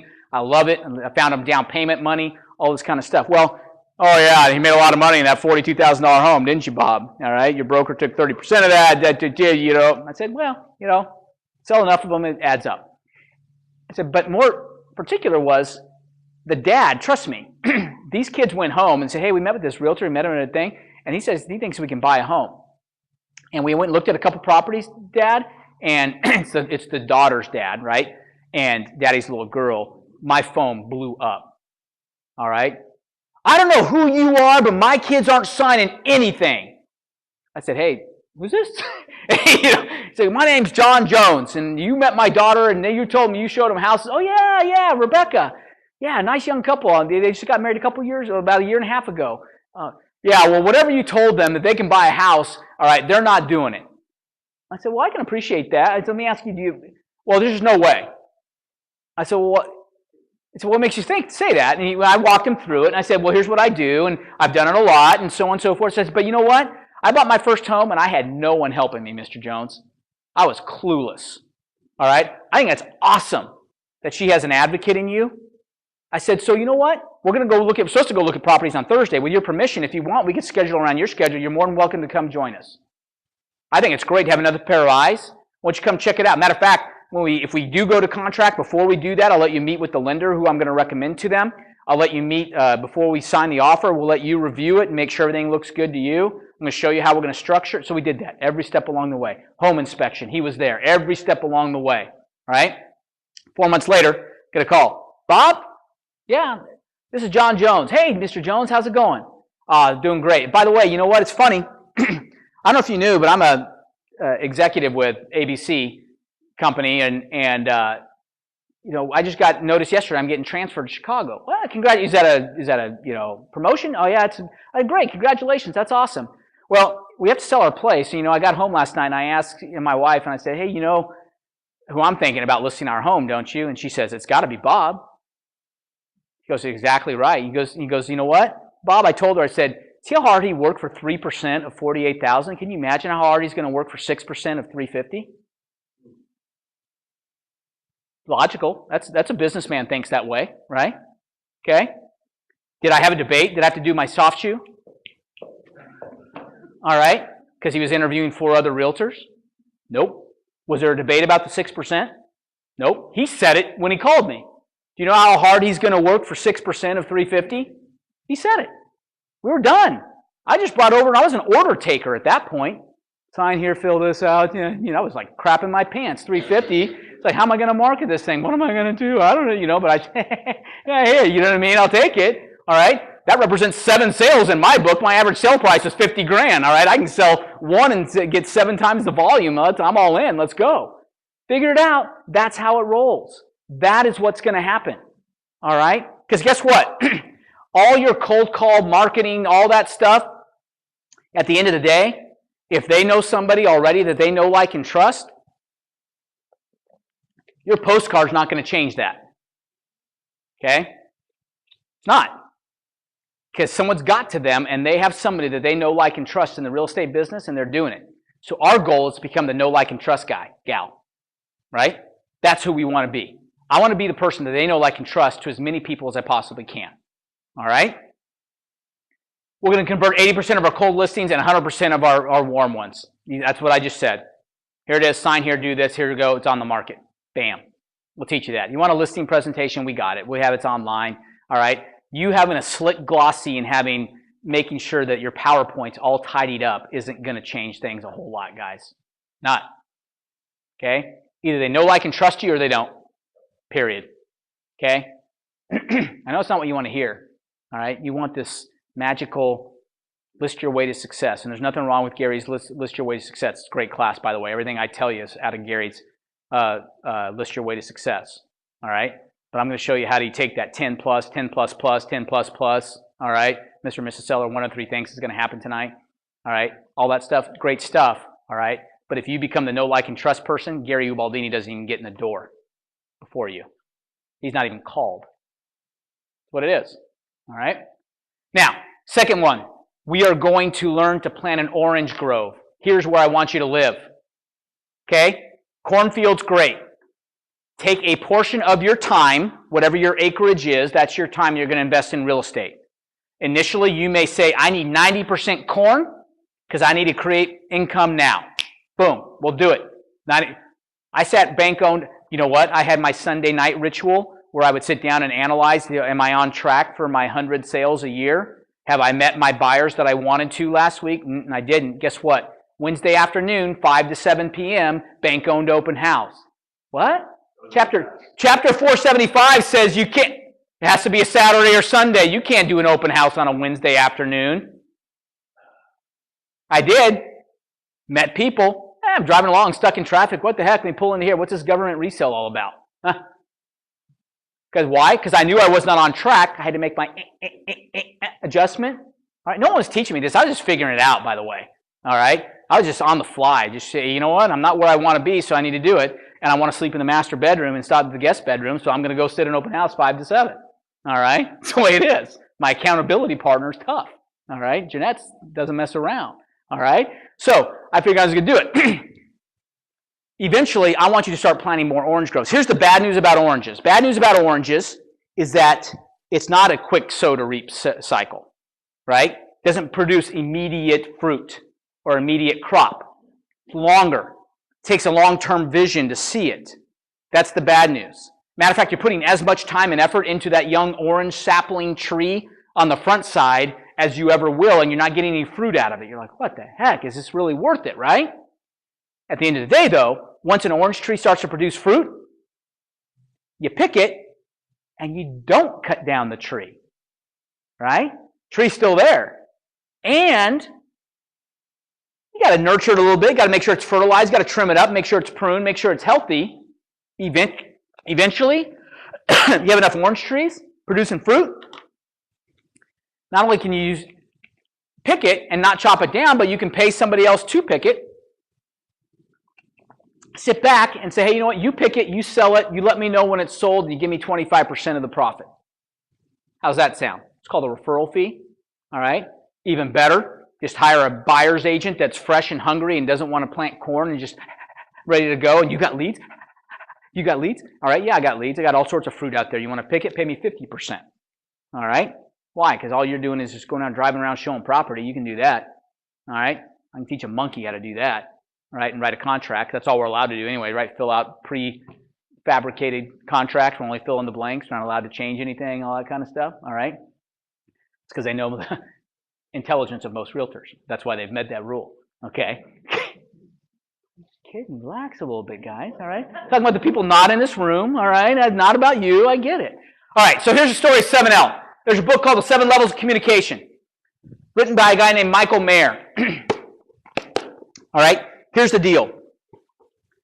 Michael Mayer wrote this book. He is the most referred agent in the United States of America. Michael Mayer lives in Atlanta. Michael Mayer sells 168, 175 homes a year in Kansas City while he lives in Atlanta. While he's traveling around promoting his book and doing seminars, he still sells 175 homes a year in his name in Kansas City. He has a system. All right? The cool thing about this book, let me tell you, I know we're gonna run a couple minutes late, but I'll keep going. Here's the story. So about, I think it was this November of 2012, I'm teaching this class up in Jacksonville. All right? And all I'm teaching, I had taught corn planting, and then I had rolled into a little bit of orange grove stuff, but it wasn't this. What it was this system called ninja selling. You guys have heard of ninja selling? This guy out of Colorado. Did some stuff, right? We taught ninja selling, right? Well, similar kind of things, but it's just talking about, hey, you know what? Why go join a B&I group when you can just create your own, right? Be your own networking group, all right? Create your own sphere of influence that people are going to refer you and you refer them. All right, so I'm teaching that because that's all, I was trying to help agents get better than what I had done and just stop planting corn only. All of a sudden, there's a guy up in our Jacksonville office named Corey Rose. Corey's an African-American young man, heavy set, wears a Kango, looks like Cedric the Entertainer. And as funny, if not funnier. All right? Corey's awesome. He's killing this business, by the way. Killing the real estate business. All right? So he calls me up, and he says, I see it's him. I say, hey, Corey, what's going on? He says, Bob, he said, 7 L's. I said, huh? He said, 7 L's. I said, Corey, what you say? I got a bad connection here, bro. Help me out. 7 levels of communication. I said, never heard of it. He said, don't give me that. Everything you're teaching is right out of that book. I was like, what are you talking? Yeah, he's teaching. In that book, he talks about having a Sunday night ritual and having to do your affirmations in the morning, take care of yourself, make sure you're exercising, all right? Go build your own business network within your own community. I'm like, well, it does sound like what we're teaching, but I promise you, Corey, I've never read the book. I said, what's it called? So he gave me I literally pulled up the next Barnes & Noble, picked up a copy, read it that afternoon. All right? Son of, this guy sat in my class and wrote a book about what I'm doing, and now he's making millions. All right? Why didn't I take it right? It wasn't all that. He's added a lot of stuff in here. This guy's an awesome dude. This stuff will change the way you do business. It's the easiest read you're ever going to read. It's a story of a real estate agent looking to get out of the real estate business and go back to his accounting job because it was good in the heyday when things could sell themselves, but things stopped selling themselves. All right? And now what am I going to do? It walks him through. The guy hires a coach, goes to a seminar, hires a coach, and walks through 7 coaching lessons. Okay? Here's the good news. You don't have to hire a coach. the book is going to be your coach. We're going to do what the coach teaches.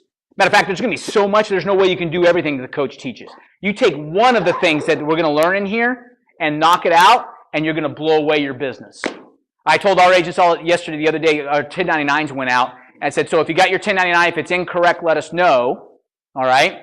That, if there's a problem, if you think it's incorrect, call us and let us know. If your 1099's too low, all right, then be at one of the 100K meetings, all right? Because if your 1099's too low, it may be correct, but you just not like the number, okay? And that's okay. Let us help you get that number bigger. 7Ls, that's going to blow you away, all right? I've got copies. You might be able to find these at Barnes & Noble. I've got copies that are like $25 at Barnes & Noble. I suggest you get a hard copy. You don't have to buy one. I've got copies up here for $16. All right, Michael's become a pretty good friend of ours. All right, he knows we promote him heavily. We've brought him down. By the way, that 100K group page, be careful if you say anything negative about the book. Michael reads that he's part of the group. All right? So you can just say, hey, I had that, hey, Michael, you know what I would have written if you were, what's your book, Bob? Well, I don't have one. Okay, thanks. When you write one, let me know. All right? Okay? So he doesn't want to hear your suggestions, but he's a really great guy. Okay? Part of it, if you want to copy the book, because that's one of our assignments is going to read the book between now and, actually, we got a 3-week break before our next session. All right? Because this room's not available. Okay, story 7L. Here's the neat thing. The results are proven. He is knocking it out. People who follow that system are knocking it out. The cool thing is you're going to do it because you are ready for this. Stop, period, asking, period, for, period, referrals, period. If you have been to a seminar where they say, hey, here's what we're going to do is end every freaking sentence you speak with, by the way, you and anybody you know looking to buy or sell real estate in the next 5 months, I'd sure appreciate the referral. All right? Pretty soon you're going to be what Michael calls the NFL. No friends left. All right? If every Facebook post you post says, by the way, do you know I'm a realtor? Okay? No friends left. I had 800 friends. Now they've defriended me so fast, I don't know what's going on. Okay? This is not bold where we're going to go out and boldly call all the probate attorneys today. All right? And you've got 40 people calling to all the probate attorneys in town, and the probate attorneys, what the hell's going on here? All right? I'm tired of these KW agents calling me because I don't even know them from Adam. All right? Here's the deal. You're going to stop asking for referrals, and you're going to live 100% of your business off referrals. What? Here's what's going to go. Here's the way it rolls. We're going to focus on people and relationships. Okay? It's no longer about the numbers. When you end every sentence with, hey, by the way, do anybody know looking to buy or sell real estate? All right? Your commission breath is so foul that they can smell it from about 15 feet out. They can. And you know why you don't say that? Because you won't want to say it, and pretty soon you don't say it because you see the reaction that people have when you say it. All right? You don't want to do it. Okay? So stop it. If you haven't gotten to that habit yet, don't. Good. You're here early. We caught you. All right? Don't do it. Stop asking for referrals. Nobody wants to give you a referral for the sake because you asked. All right? They want to give you a referral because you've produced and you're good, and guess what? You've done something for them. Okay? We're going to learn to dig deeper with a few rather than shallow with many. All right? We're going to learn 7 levels of communication. It's all about what's called the communication pyramid. The highest level of the communication pyramid is a one-on-one meeting. In our business, we call it eyeball to eyeball and meatball to meatball. All right? You take somebody to lunch. Hey, let me buy you lunch. And at the end of the lunch, you are not going to say, by the way, at the end of this lunch, because I have paid for lunch, here's the deal. I'm obligatory. I got to say, if you anybody you know looking to buy or sell real estate, no. I'm going to say, hey, Bev, man, before you go, let me ask you this. What's your biggest challenge right now? And what can I do to help? Okay? It's called the generosity cycle. You're going to learn it in the book. You are generous first. Because generosity leads to reciprocity. They're going to feel obligated, whether they know it or not, you're not going to voice it, to reciprocate that. Here's a story, all right? Somebody comes to me, past client of mine, hey, Bob, how's it going? Good to hear from you. Great. How's it going? Just checking in, see how things are going. Awesome, that's great. How'd your weekend go? It was okay, but you know what? Sam lost his job and things were going a little tough, and we had found a nail in his tire, and we're afraid to pull it out because we find a nail in the tire. We quite frankly, I don't want to admit this, but we don't have money for a new tire. Hey, you know what? About 2.5 years ago, I sold a home to a guy that owns a tire repair shop. I mean, basically, it's called a discount tire. He either can fix it or maybe try and do it. Let me turn you on to him. So I gave him the number, name and number. Bam. There he is. They hook up. All right. Guess how many people I made happy? me, so I feel good about giving a qualified referral that I trust, all right? They get their tire fixed without having to pay as much money as they thought they were going to. And then guess what? 3 weeks later, all right, tire guys working on somebody's tire, and they say, oh, yeah, we're down here from Canada. We're just visiting, but I'm glad we found you to get our tire fixed. You know what? We've been renting this place for about three years, and you know what? We really like it down here. And we're thinking about maybe buying a place. Really? Hey, you know what? My friend Bob, bam, game over. That's it. That is it, people. This business is not hard. That's all you're going to do. That is an orange tree right there. Why you gave first. Because generosity leads to reciprocity. Reciprocity leads to referrals. Referrals leads to you being profitable. Enough profitability leads to prosperity. And when you're prosperous, you have more time and more money to be even more generous. That starts a cycle all over again. All right? It's just that simple. That's it. That's it. That's it. That's it. All right? I'm just telling you, that is it. Deeper with a few rather than shallow with many. You're going to have a live. You know what? It's a better way to live. You're going to walk out every day saying, how can I help people today? Not who can I find that's going to. You are going to, catch this, stop selling and start attracting. All right? I'm going to put you in a call center. Who wants inbound calls and who wants outbound calls? Who wants to bother people at dinner time and say, hey, do you want to buy AT&T cable? All right? Who wants to sit at AT&T and receive inbound calls, say, hey, you know what, I saw your billboard and I want to sign up for AT&T cable. Okay? You want the inbound call, right? Who wants to go out cold calling on stuff? Nobody. Oh, I'm a tough guy. I want to do it. Yeah, well, how's that working out for you? Okay? It's not. You're going to learn to do it. Here's what we're going to do. 7 sessions. Here's my commitment to you. This is a bilateral. I just told you I passed the Tennessee real estate exam, right? We know unilateral contracts are things like options. One person has the option. A bilateral contract means both parties have to perform. This is bilateral, so don't get too excited. I'm only going to give you my commitments first because yours are coming next. All right? Here's a bilateral agreement. My commitment to you. I'm in for the long haul. I'm going to bring passion and thoughtfulness to every event. I'm going to cast a vision for you. Some of you need for me to see down the road further than you can see for yourself. All right? That's cool. I can do that for you. Been there. All right? I can help you do that. I'm going to respect your opinions and feedback because guess what? You're out there doing it. Bob, it's not working. I'm having trouble with this. I've just said, you know, I tried that. It's not good. Let's figure it out. We're going to be solution oriented. If you want to make excuses, don't come. All right? If you want solutions to your problems, come. All right? Because we'll do it together. I'm going to refuse you to allow to cave into your self-imposed limitations. Right? Many of you are walking in the door right now saying, this hasn't worked for me. All right? You're limiting yourself. I'm going to help you remove those. Blinders off. I'm going to be accountable to you in all things. There's some things that I'm going to be upfront with you there's things that I want to achieve this year. I'm going to ask you to hold me accountable. Am I doing what it takes to do what I want to do? I'm going to believe in you until you can believe in yourself. Some of you say, you know what, I still don't get it. All right? That's okay. I'm going to help you. I'm going to teach you to do this. All right? I'm going to believe in you until you can do it. I'm going to hold you to your commitments. Here's the bilateral part. You ready? Going to be willing to change. All right? Oh, no, I don't do that, Bob. And guess what? Have a nice day. All right? Be honest and accountable. All right? Don't lie.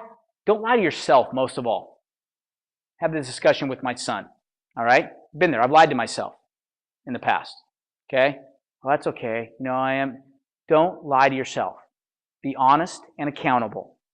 Yeah, accountability is not fun. That requires somebody holding me, to my, it does. All right? But I'm a self-accountable kind of person. Yeah, well, how's that working out for you? All right.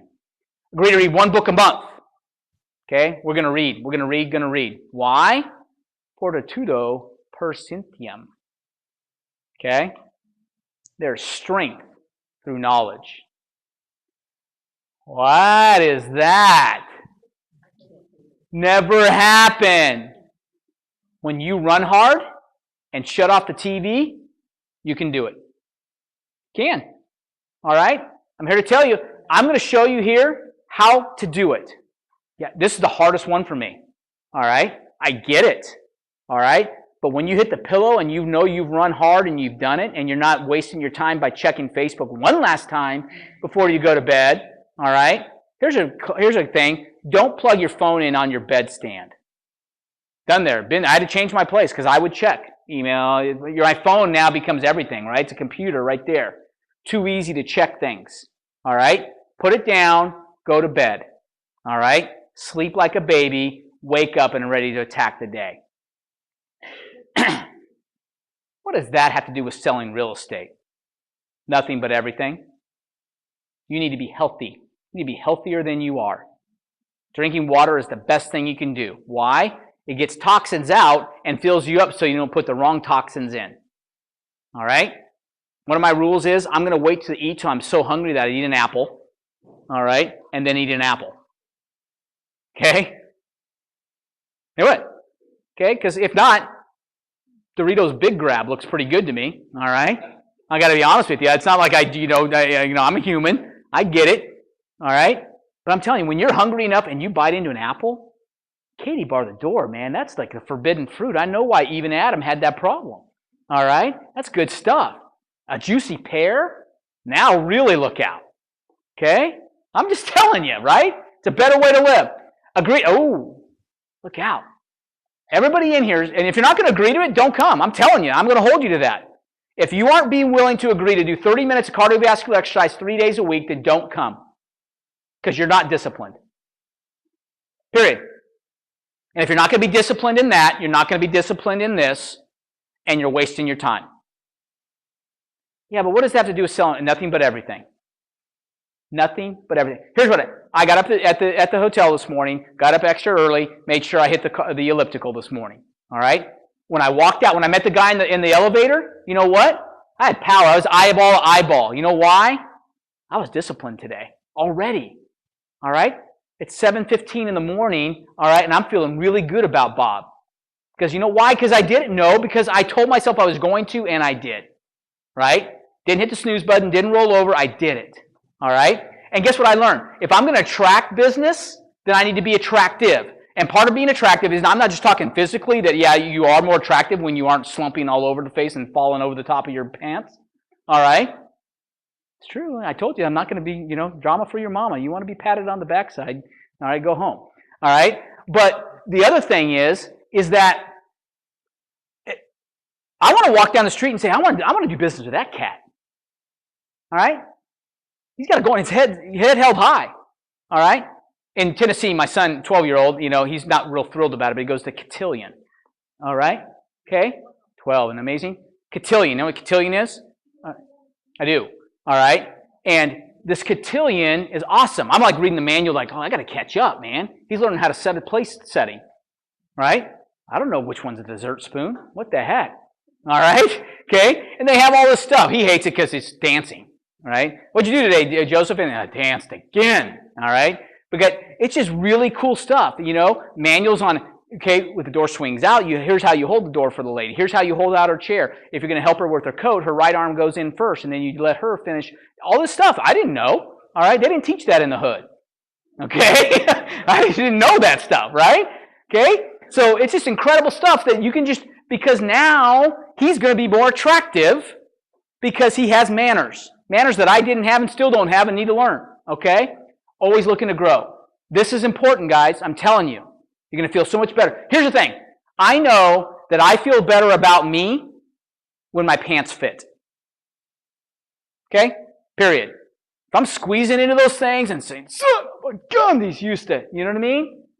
It's like I go through the day, I'm like, I'm paying today for the choices I made yesterday, which include that jelly donut. Right? That's what it is. Volunteer at a nonprofit 4 hours a month. Okay? That's fun right there. Go find something you're passionate about. Orphans, homeless, Big Brothers, Big Sisters, SPCA, I love animals, Arbor Society. Go clean up the beaches. Go find a group that you want to hang out with that are like-minded like you, that have a like passion, and go have fun. Enjoying giving of yourself. It's going to keep you from spending money. All right? And you're going to meet people, and you're going to increase your network. Here's the secret. This is not why we do it, but I've sold homes to people that I did service work with. As we're picking up trash on the beach. So what do? Right? Amazing thing that. All right? When I was at home watching Law and Order reruns, saying, I wonder why nobody wants to do business with me. All right? Okay? Make a difference. Change. Donate 10%. I like to step on toes and sometimes stomp, so better tuck them in. All right? Donate 10% of your income to a church, synagogue, or other nonprofit. My Bible calls it a tithe. Your thing can call it whatever you want. All right? and it's the first 10. It's not whatever's left over, okay? Donate 10%. Yeah, I can't do that, Bob. I can't. Well, you know what? You can't on 16,000 GCI. I get it, all right? But you can when you're over 100,000 GCI. Let me help you. Plus, what comes around goes. Somebody asked me why that works in my life, why I can live on better on 90% than I can on 100%. Somebody asked me. I have no idea. Okay, it just works. All right, I don't know. What's that? Can't outgive God. I agree. All right, I agree with you, James. That's it. All right, it's all His anyway. Worship once a week at a corporate worship setting. Oh, Bob, you don't know what happened to me. When I went to church, I get it. There are a lot of de-church people. Go find one that works for you. All right? Here's the problem with churches. The reason churches are bad is because they're filled with people.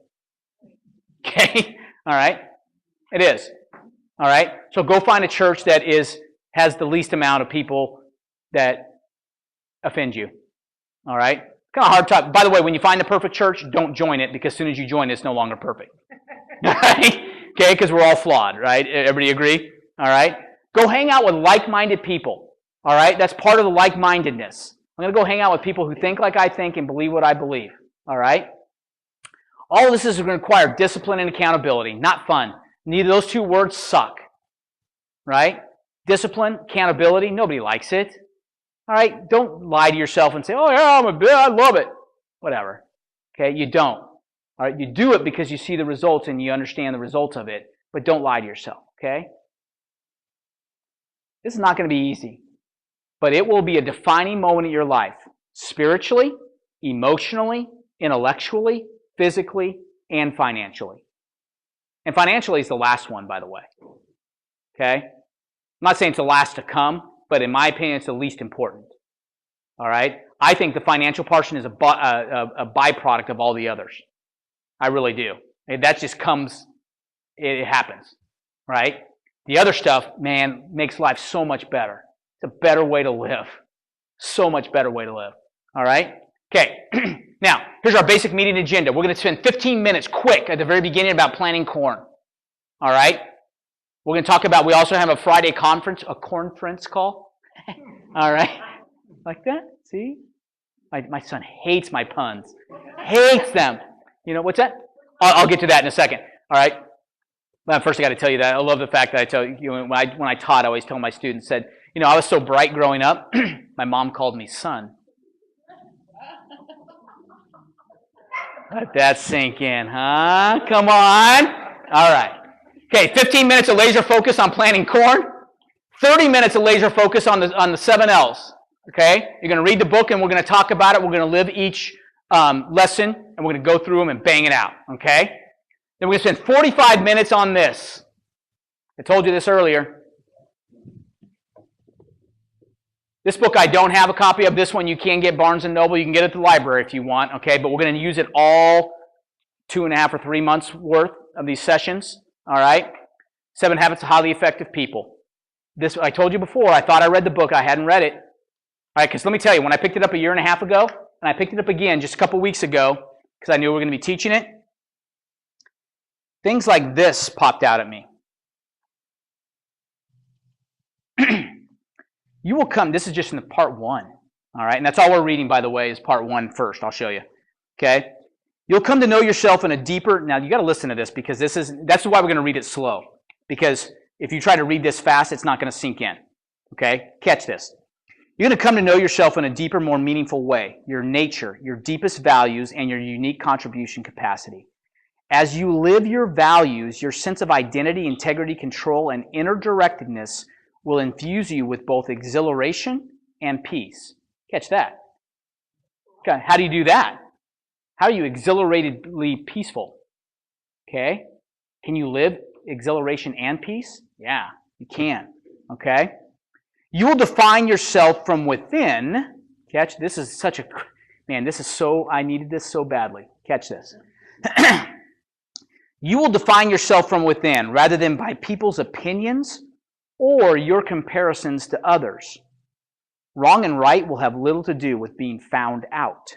Ironically, you'll find that as you care less about what others think of you, you will care more about what others think of themselves and their worlds, including their relationship with you. You no longer build your emotional life on other people's weaknesses. Wow. You ever heard?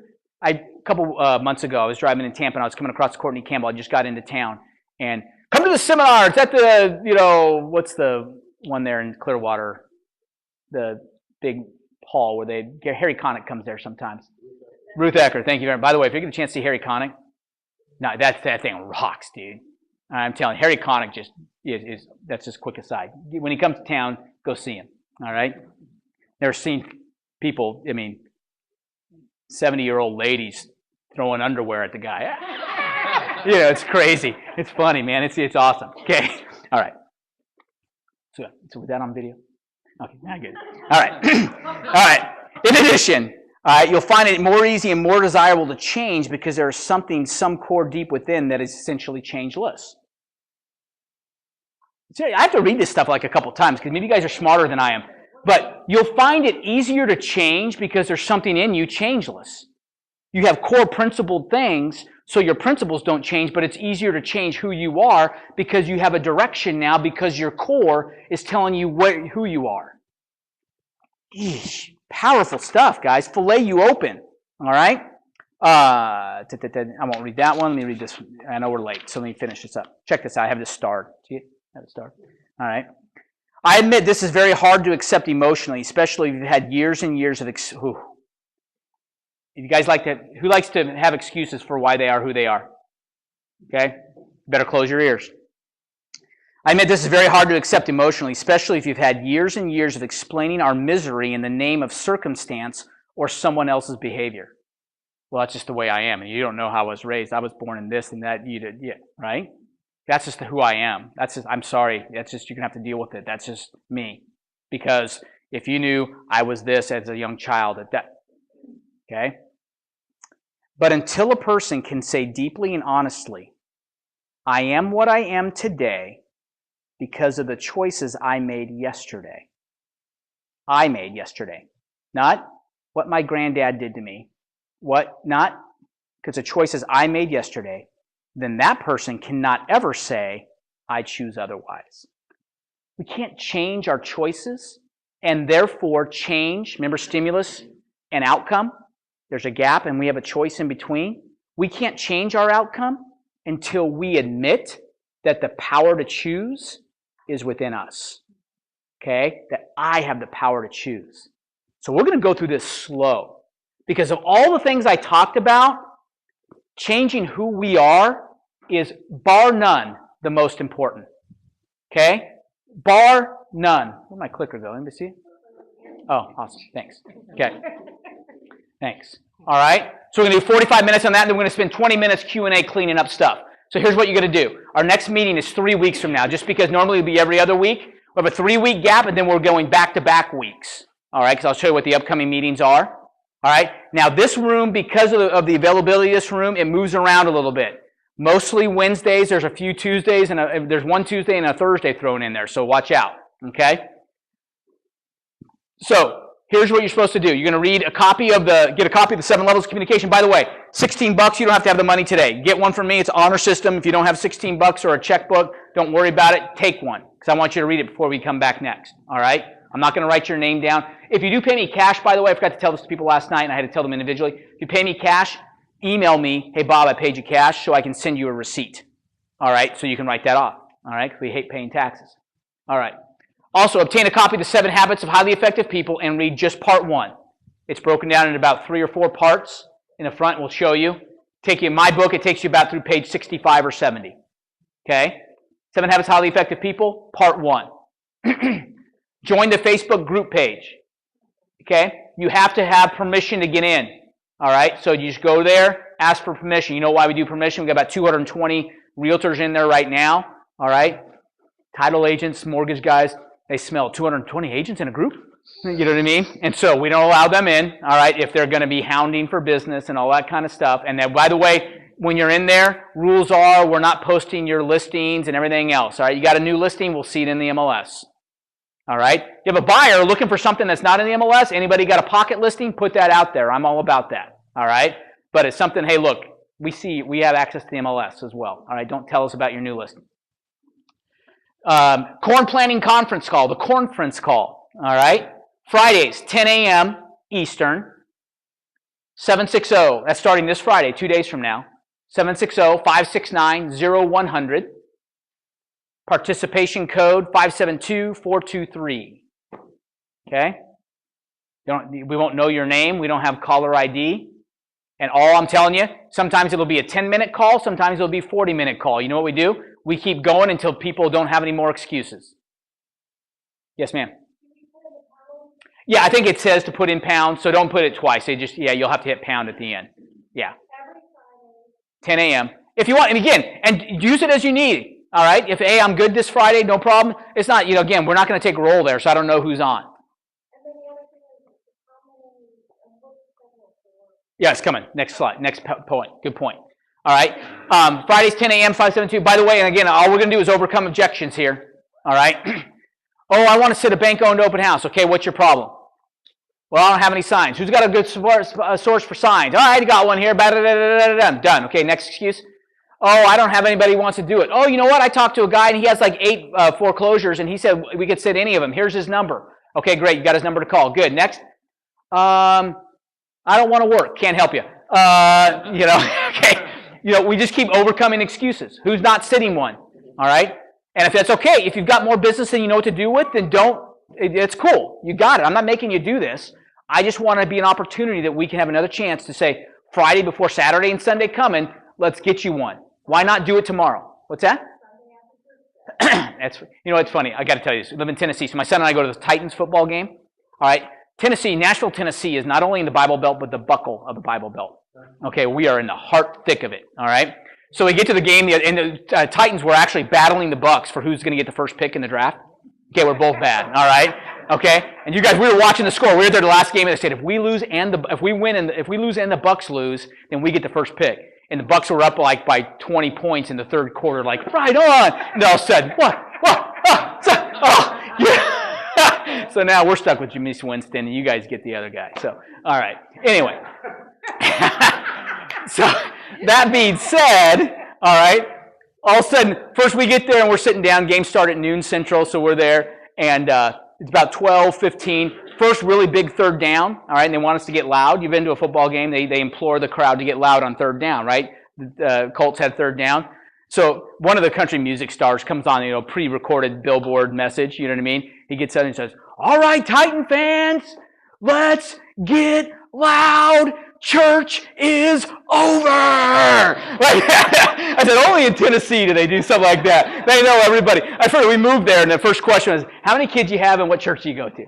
All right, it's awesome. It was one of the reasons we moved there. We love it. So anyway, so conference call, 10 a.m. is 9 a.m. my time. I'll be back in Tennessee by Friday. All right, but it's 9 a.m. My boys are already at school, and I've already got my workout in. That's why I planned it at that time. All right. So I'll jump on that call. I'll be leading. You don't have to tell us your name. You don't have to say, hey, who's got a question? If you want to tell us your name, great. Okay? If I start saying, who else doesn't have an open house? I don't. Okay, what's your excuse? Click. Oh, who was that? They just left. Well, they're gone. All right, so they didn't want to tell us who they were. That's okay. All right? Upcoming meeting dates, 2/25. By the way, you can always, remember, email me. My email is on here somewhere. I'll get it to you in a second. All right, you can ask me for a copy of the PowerPoint. Happy to get it. Give me till Friday because I'm teaching this again tomorrow in Orlando. So I'm running usually pretty hard until I get home, and then I'll send out all the emails to everybody. I'm going to try and see if I can, I'm teaching in Jacksonville next week. So after that's done, I'll upload it to the Facebook group page as well, the PowerPoint. I'm sorry? Oh, 3/26, if you check that, I think that moves to a Thursday. It's not a Wednesday is what that means. So just be aware. So 3/26 is an asterisk because it's a Thursday, I believe. All right? And 4/7 maybe is a Tuesday or something. So it's not, we're changing the days of the week. So just be aware. 5/6 is the last one. Times will be 10 to 12. Yep. Only if we do a breakout session ahead of time. The 100K portion will always be 10 to 12. Sometimes we'll have a special breakout session. Oh, all here. I'm not sure this room, but here, but at Pro. Cool? All right, any other questions right now? Decide your line in the sand. There's my email address at the beginning, bobmcd@futurehomerealty.com. All right, bobmcd. I know it's small font. Sorry about that. bobmcd@futurehomerealty.com. Cool. Books. If you want books, come see me, Patrick. For the Thursday date, will there be another? There's a Tuesday night date, and we're going to be on the same schedule. So if you ever want to catch the Tuesday night one, you always can. Yep. Good question. And if you need a book, come see me. Don't let $16 stop you. Come get one, and you can get me money later. Thank you. Appreciate it. Awesome. I think I even have change. I think I do. Seriously. And email me, and I'll get you a. Well, I make all sorts of stuff up. I think I have $4.